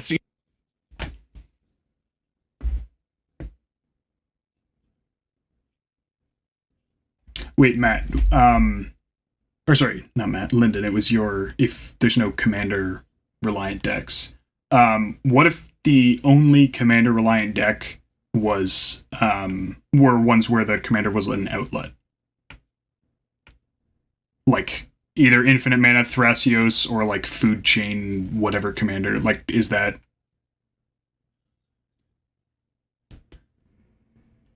I still wouldn't count that. I get where you're coming from for sure. Like, yeah, I would add that as a caveat. So like, if there aren't decks that can't win or that really struggle like to win some without unique their way, commander in play, then or whose primary win strategy requires their commander in play, it stops being cEDH. Yeah, I think so. Like, it doesn't have to be all the decks in the format or the majority, but those need to exist. Yeah, I like that. And while we're on the subject of commanders and their defining role in what makes it cEDH, all right, let's talk about some cards. So for as an overview, I'm not letting anybody else do this. Like, Matt could if he wanted to, but I don't think Matt wants to do this. I'm not letting Lyndon or Morgan get into this, so I'm like yet. They're going to in a second, but I'll describe the situation and then we can get into this discussion. There were cards that we had just left off completely of the would you ban these cards discussion, because there was too much discussion and too much controversy within the group about these, and it's less about them being bannable on a power level reason and more about people's subjective views of the format. So these cards are basically just stuff that fucks with commanders in any way. Yeah, what are your views? Go for it. Okay, so let's give the overview of the cards first, and by group, I'm gonna list some cards. Okay, so there's two categories. There's Divine Intervention, and then there's the other cards. And those are going to be separate discussions. And the other cards, they're not all on the same tier, and we'll get into them. They're discussed they're in for the same similar category reasons. They're the same category, but I just don't want to give the impression that I think that... Okay, I'll just list the cards. Drannith, Gilded Drake, and Oko. And I don't want to give the impression that, I think Oko is the same, ban worthy completely as Drannith or Gilded Drake, or these aren't all equal. I think trying to abstract them together is where we get into trouble, where we're just arguing semantics. So addressing them individually, I think, is a lot. It's more productive, drive a better discussion. I think, rather than trying to be like, would you ban this entire category of things, and then what is inside of that category? The reason why I would ban these cards from a category perspective is not purely from power level. We discussed some of these cards. We discussed some of these cards in terms of power level on the previous episode. Like Drannith came up, I think Gildrake came up, but I would also ban these for a philosophical reason, which is I think Drannith and Gilded Drake, if you abstract away their power level, what they do and the impact they have on the format and it really pushes it away from the essence of Commander, which involves having a commander. Arguably it's not just about having a commander, because it's about having varied commanders and not just generic value. So to put it in other words, like anything that does like any card that is like analogous to Caracas, you just would banned from a philosophical perspective on the format. Yes. Okay. Yes. Yeah, I think in this particular case, like with Drannith, it's in the same category as Caracas for philosophy, but I think for power level, it's like a lot stronger. So it's one of the no-brainers. In fact, I mean, I would say, like, with all these cards, like, I don't actually... If I just said their name, they kind of explain themselves, but I think it's funny that we all have different takes here, ultimately. Actually, is anyone against Drannith? I don't think so. No, I think we were all pro Drannith ban on the last episode, but it's about the reasoning. It's not about the reasoning for Drannith. I think everybody agrees that Drannith should be banned for power level reasons, honestly, and just for play reasons, just like... Wait, no, but that's the question. Is I don't think we're all in agreement. But I'm not saying like it meta. Oh, this is bad for the health of the game. I'm saying it just sucks to play against Drannith inside of a game. Like the play patterns around Drannith suck, which is also a reason why it should be banned. But yeah, I think cEDH is kind of unique in that the meta adapts, right? Like if Iona was for whatever reason a big part of the game plan of what everyone's trying to do, and everyone's trying to reanimate Ionas, people would shift away from monocolored decks and make themselves resilient, right? And the meta can adapt to Drannith, right? Like people can adapt to Drannith. The problem is that adapting to Drannith, I think, pushes the meta into a direction that starts to lose the essence of what it means to even be playing Commander. Well, I'm not playing Anala, okay? I'm not letting myself play Anala. Like, I'm not saying that, like, there's an element of that. Here, yeah, you give your take, because we're carrying a lot of stuff from our unrecorded conversation. Yeah, so Morgan, like, you put your thoughts out there. For me, the problem is that, like, the meta can adapt to Drannith Magistrate, but there's a huge number of strategies that simply can't. And that's where I see the problem. I don't think that it's, like, inherently an issue to attack along the axis of commanders. Like, which is why, like, I wouldn't even really consider discussing, or, like, I wouldn't, like, Drannith and Gilded Drake are both obscenely powerful cards. The third card on this list, which I'm going to say now, I know we didn't want to discuss this as unit, Oko, is a... No, we brought up Oko. So, yeah. Oko is, like, not a card I would ever consider banning, because I think that, like, every deck can deal with it, and it's not, like, particularly punishing to deal with it the way Drannith can be, where, like, oh, if I kill this Drannith, I'm unlocking everyone else. And every color has access to tools that let you get your commander back if it's been elked, and ways to get Oko off the board. And so I fundamentally don't consider it a problem because it attacks people's commanders. I think that is attacking along an axis that people rely on is a part of every format. And even if that unique axis is the selling point of this format, I still think it's important that there be viable strategies to attack along that axis. So one thing that I think was clear from our discussion that we had off the show was that all of these cards fall on, like, a continuum, and there's a bunch of cards on here that aren't listed that are also on the continuum that we're all more or less fine with. And what really becomes difficult is pinning down the necessary and sufficient conditions that make a card worthy of a philosophical ban, or a ban from a philosophical perspective, if it falls on this continuum, and, like, where, like, how to put a marker and say everything past this needs to be banned. That coming up with the necessary and sufficient conditions is very, very difficult. So some other cards, and Morgan alluded to this earlier, which was Nevermore, right? We were talking about, is it wrong that, you can Nevermore someone's commander? Because that acts as if a Drannith is in play, and arguably, enchantment is harder to remove than Drannith, right? Like, than a creature. And I think we all kind of came to the conclusion that, we're more or less fine with Nevermore being allowed to name commanders.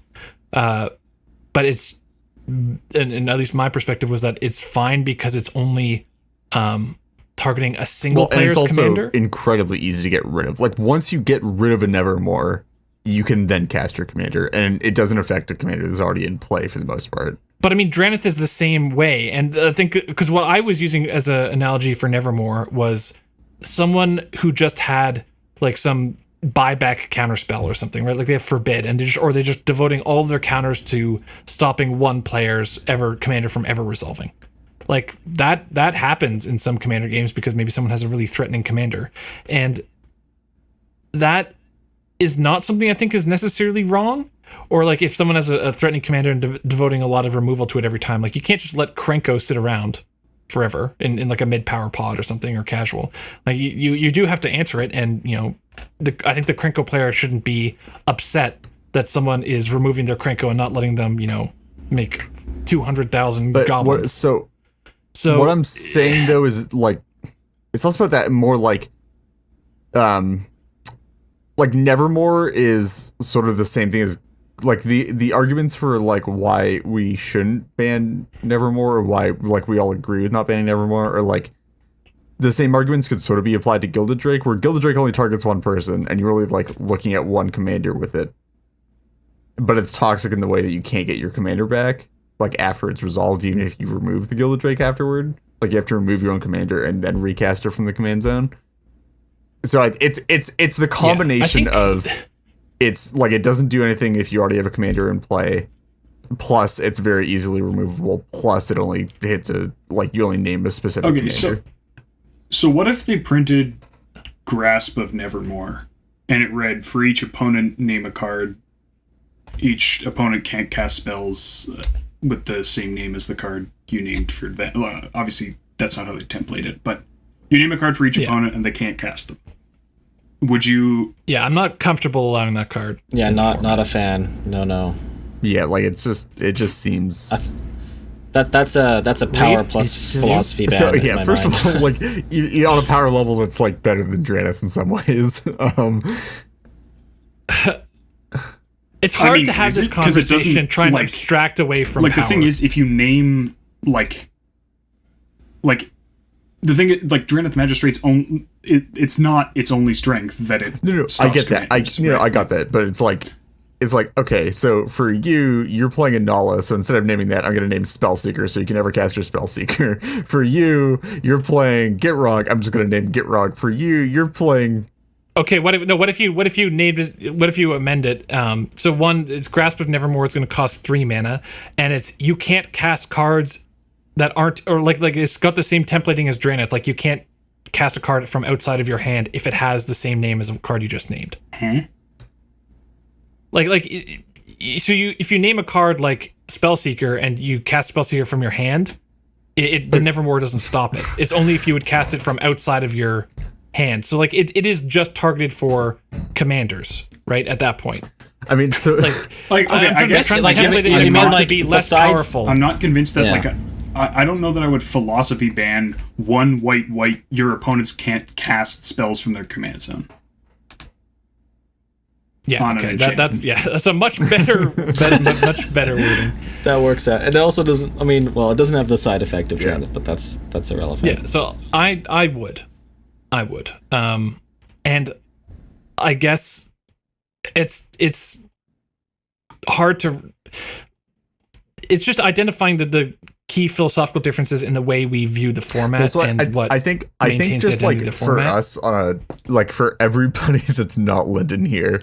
I'm not gonna definitively speak for everybody, but I feel like for us, bans always have to carry some form of like power level weight with them, or like obvious like logistical weight. And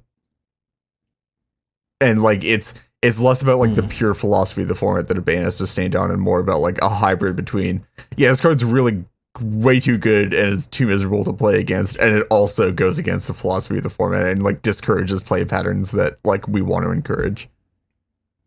So I guess I think I might actually be farther from you and Matt than Lyndon is, because I'm giving very little weight to the fact that it attacks to attacking commanders being a philosophical problem. I'm just saying we're like we all at least a moderate amount take power level into account when considering bans, as opposed to like what Lyndon is proposing, which is like more of a straight philosophy ban on a lot of stuff. Let's just I don't necessarily agree, and specifically for Drannith. I think the philosophy aspect of Drannith is enough for me to ban it. But I come from a perspective where like you could choose either side, and that would ban just the thing is that I do also consider power level. And that's what I was referencing earlier with the continuum. Right? Yeah, like, sure. If Drannith or that Nevermore card cost 6 mana, like I'd be fine with that. The core issue I have, and I think I kind of when Morgan was talking about Oko, and I've kind of I've changed my mind on Oko, and part of it has to do with you have the ability to reasonably get your commander out before then, right? Like there is no, Drannith came down and everything, my entire game plan, and I'm keeping hands based off the fact that I have access to my commander, and my deck is built around having access to my commander, and the fact that it comes down on turn 2 is just I think that's too soon. Again, if it's 6 mana and you have the opportunity to do something, then that's a bit different, right? You have time to set up and do some stuff. Whereas like Oko, right? You do. This is why I've come around on Oko, is that you do have an opportunity. Like if I play my commander into an onboard Oko, like I could be holding up protective spells. I can still do stuff. I can play my commander and do some stuff that Get turn. him with that deflecting Right? swat. Oh my god. Right? Like, there's things that there is counterplay, and removing Oko. Certainly the problem with Oko is that removing it is a hassle. And once something has been else, it is very. It just very hard continuously to get rid of. stays annoying as long as it stays on board too. Like it never gets less annoying when you leave it in play. Yeah, but you do have an opportunity to do stuff, and you do have an opportunity to make decisions about whether or not that's the appropriate time to go for your commander. You can do some waiting. Whereas Drannith, there is no waiting, there is no decision making. It's just, do I have an out to remove Drannith so I can get access to my commander? That's not true. Like, I don't think it's true that if you can remove Drannith and cast your commander, you do that. Like that's necessarily the way the card. No, but I'm not agree in in that aspect. Okay, that's not what I'm saying. The card. That's not how I'm saying the card plays out. I'm saying, like, if I want to do anything with my commander, Drannith being gone is the very first thing that, like, that's a must. That's a necessity. Because I just don't have access to it. Whereas with Oko, I at least have the option to play my commander if I wanted to. So what we're saying is, it might not be the correct. They should rework commanders so they work like companions, where there's an ability that puts them into your hand, and that's where the commander tax comes in, and then you can cast them. Dude, if only you could. Dude, the silence from there was me like legitimately considering that. I was like. You pay 0 to put the commander into your hand, and then you cast it from your hand. And then you pay 2. I mean, that literally just circumvents only Drannith. But it also makes like cards that historically haven't worked in Commander work in Commander. You like can play Phage as your commander? Corlash and Phage and. Is that just okay? There's got to be some way this breaks, right? Like, how is this broken? Joyride? Yeah, if. Oh, if. Okay. No, there has to be some way this is broken, right? Guys, did I fix it?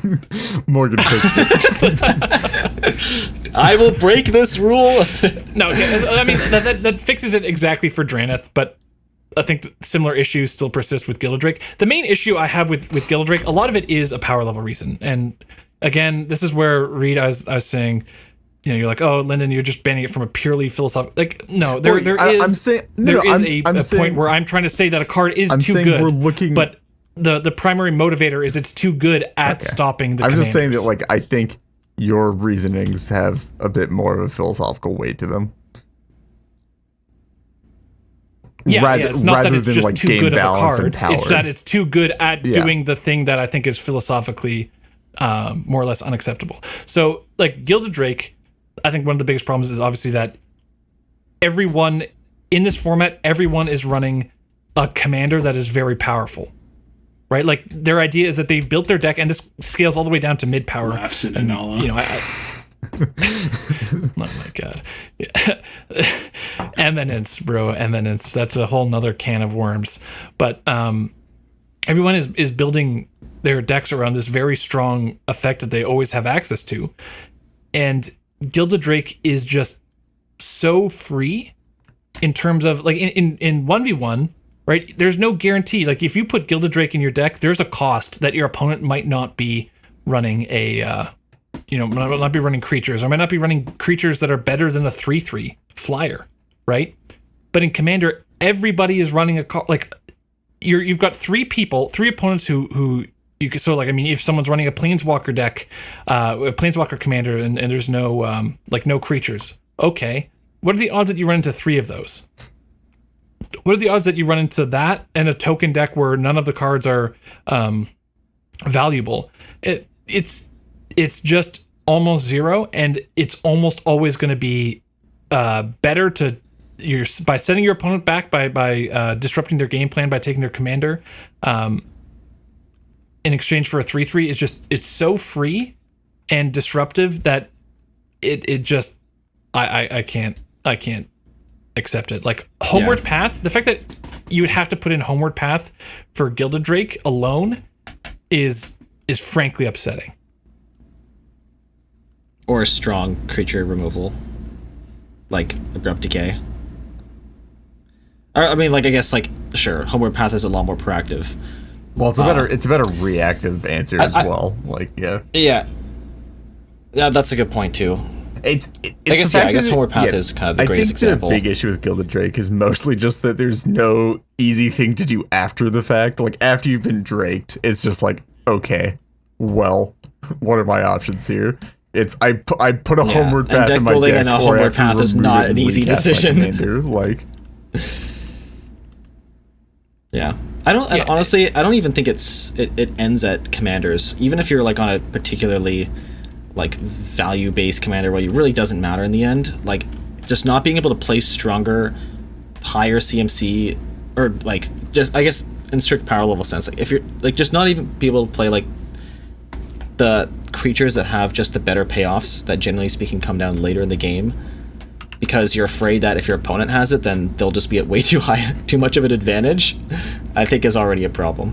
Yeah, so there is, like, I'm trying to come up with like the holes and things that I've said already. So Oko and Gilded Drake are in many ways similar, and the argument I said that would make me not, necessarily want to ban Oko right away is that you do get an opportunity to play around Oko a bit. Like you can play your commander, and there's some play on whether or not, am I going to play my commander into the Oko, or am I going to wait until I sandbag something I can like go off and take advantage of my commander's abilities.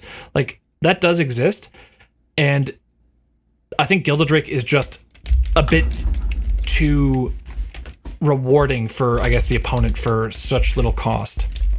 So it does it is just a power level thing on the same scale that makes me not want it around. I mean, I wouldn't be sad if Oko was gone either, for the philosophical reason. Like, it's unlike other cards on the ban list where I am kind of annoyed that they're on there because I don't think they're that powerful.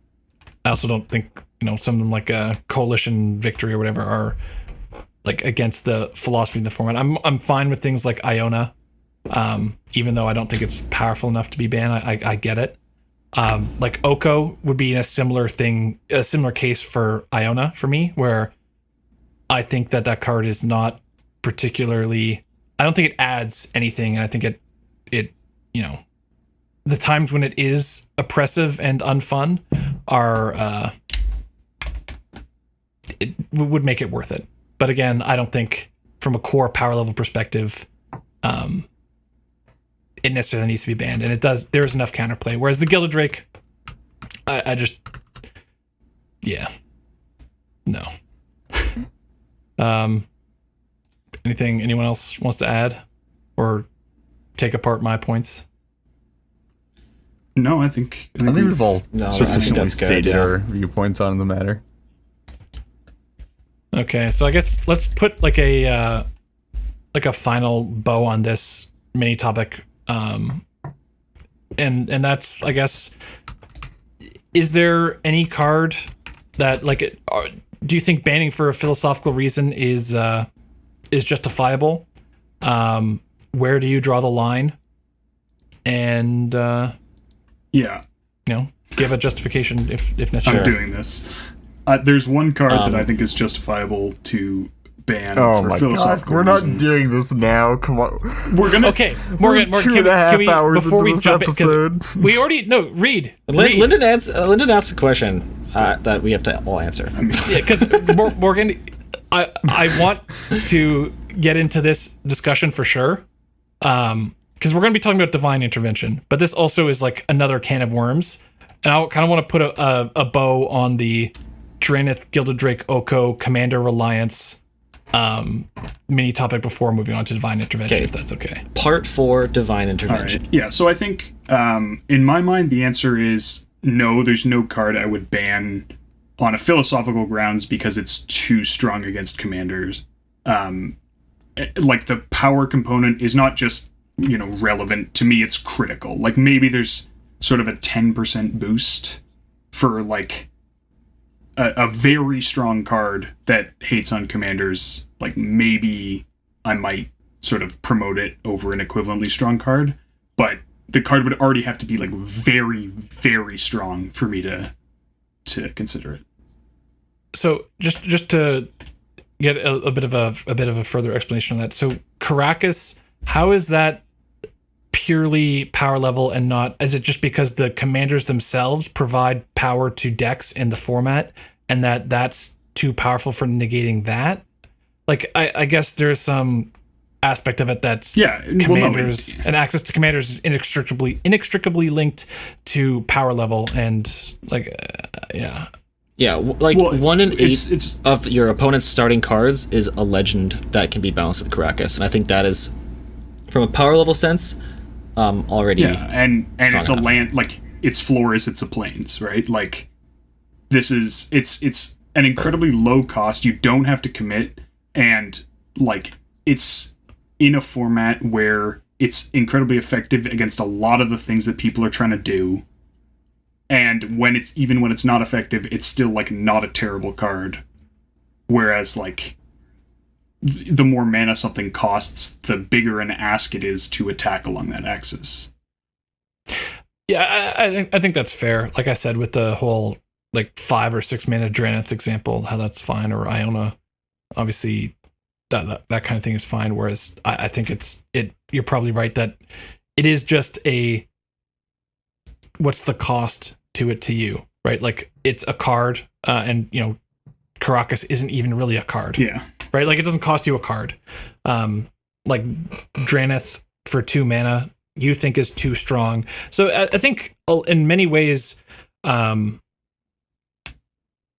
perspectives are aligned. Like our individual philosophies are aligned, but we kind of view our fundamental reasonings. It's hard to say that there's a perfect delineation between our beliefs because they result in a lot of the same kind of calls. I don't know. That's kind of I mean, I feel like we all have generally the whole power same views on the end result for a lot of these cards, but I don't know. The road. I think it's more just that I'm much farther. Like I drop my agreement with banning the cards under discussion here drops off much more, like tracking much more closely with their power level than yours does. Actually, I think the best rule of thumb to describe where I would draw the line is if people start considering changing their commanders, or like more expensive commanders stop being run because of the presence of that card. Right. So obviously there's kind of a correlation between the expensiveness of the commander and unlikeliness to run it because of just, it costs a lot and you're not going to be able to have access to that as often. So trying to remove that aspect, right? So my 5 or 6 mana commander that has a powerful effect, if I'm disincentivized to run that because of the prevalence of a particular card in the meta, then I think that card should be banned for the reason that it shapes those decisions. And the fact that the thing that would dictate the prevalence is that power level aspect that you were talking about, which is like the cost to running that in a deck.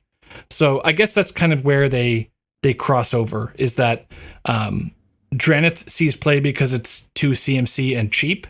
And therefore, if you're running the colors, you should run it because it's always going to be good because everyone runs commanders. So, I'm disincentivized to run my my Godo deck or Gitrog deck or Urza deck, etc.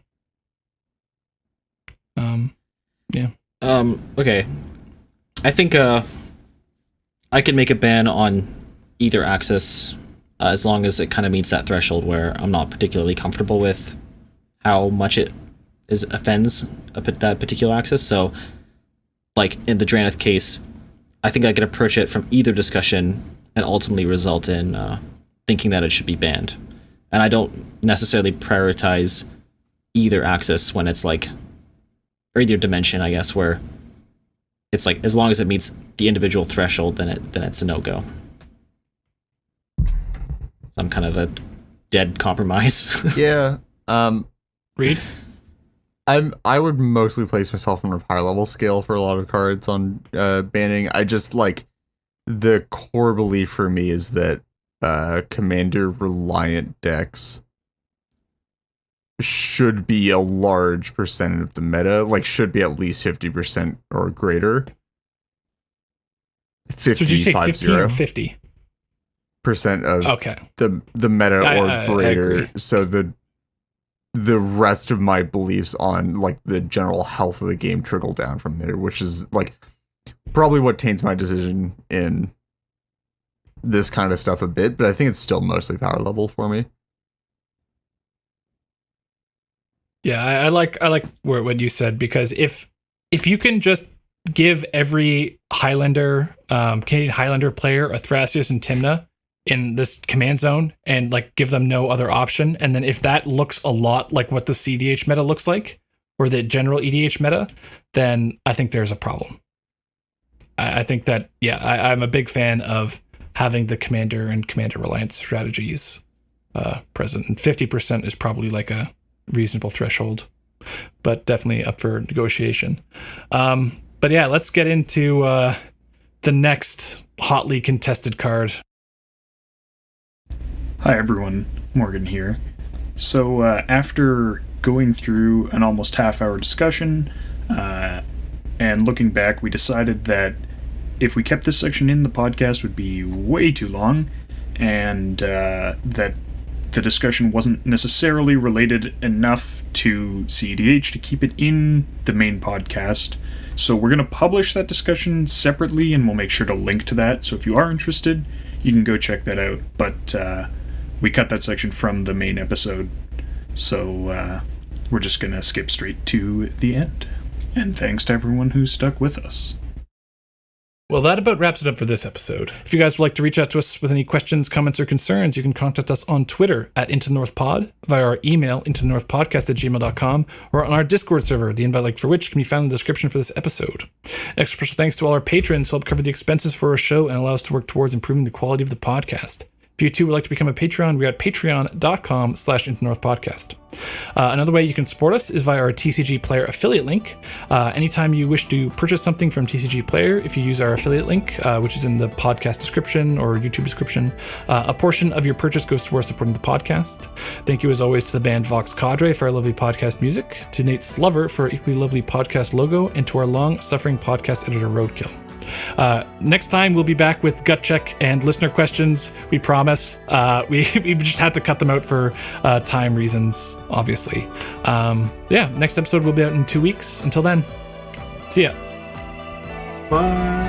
Have a good Peace.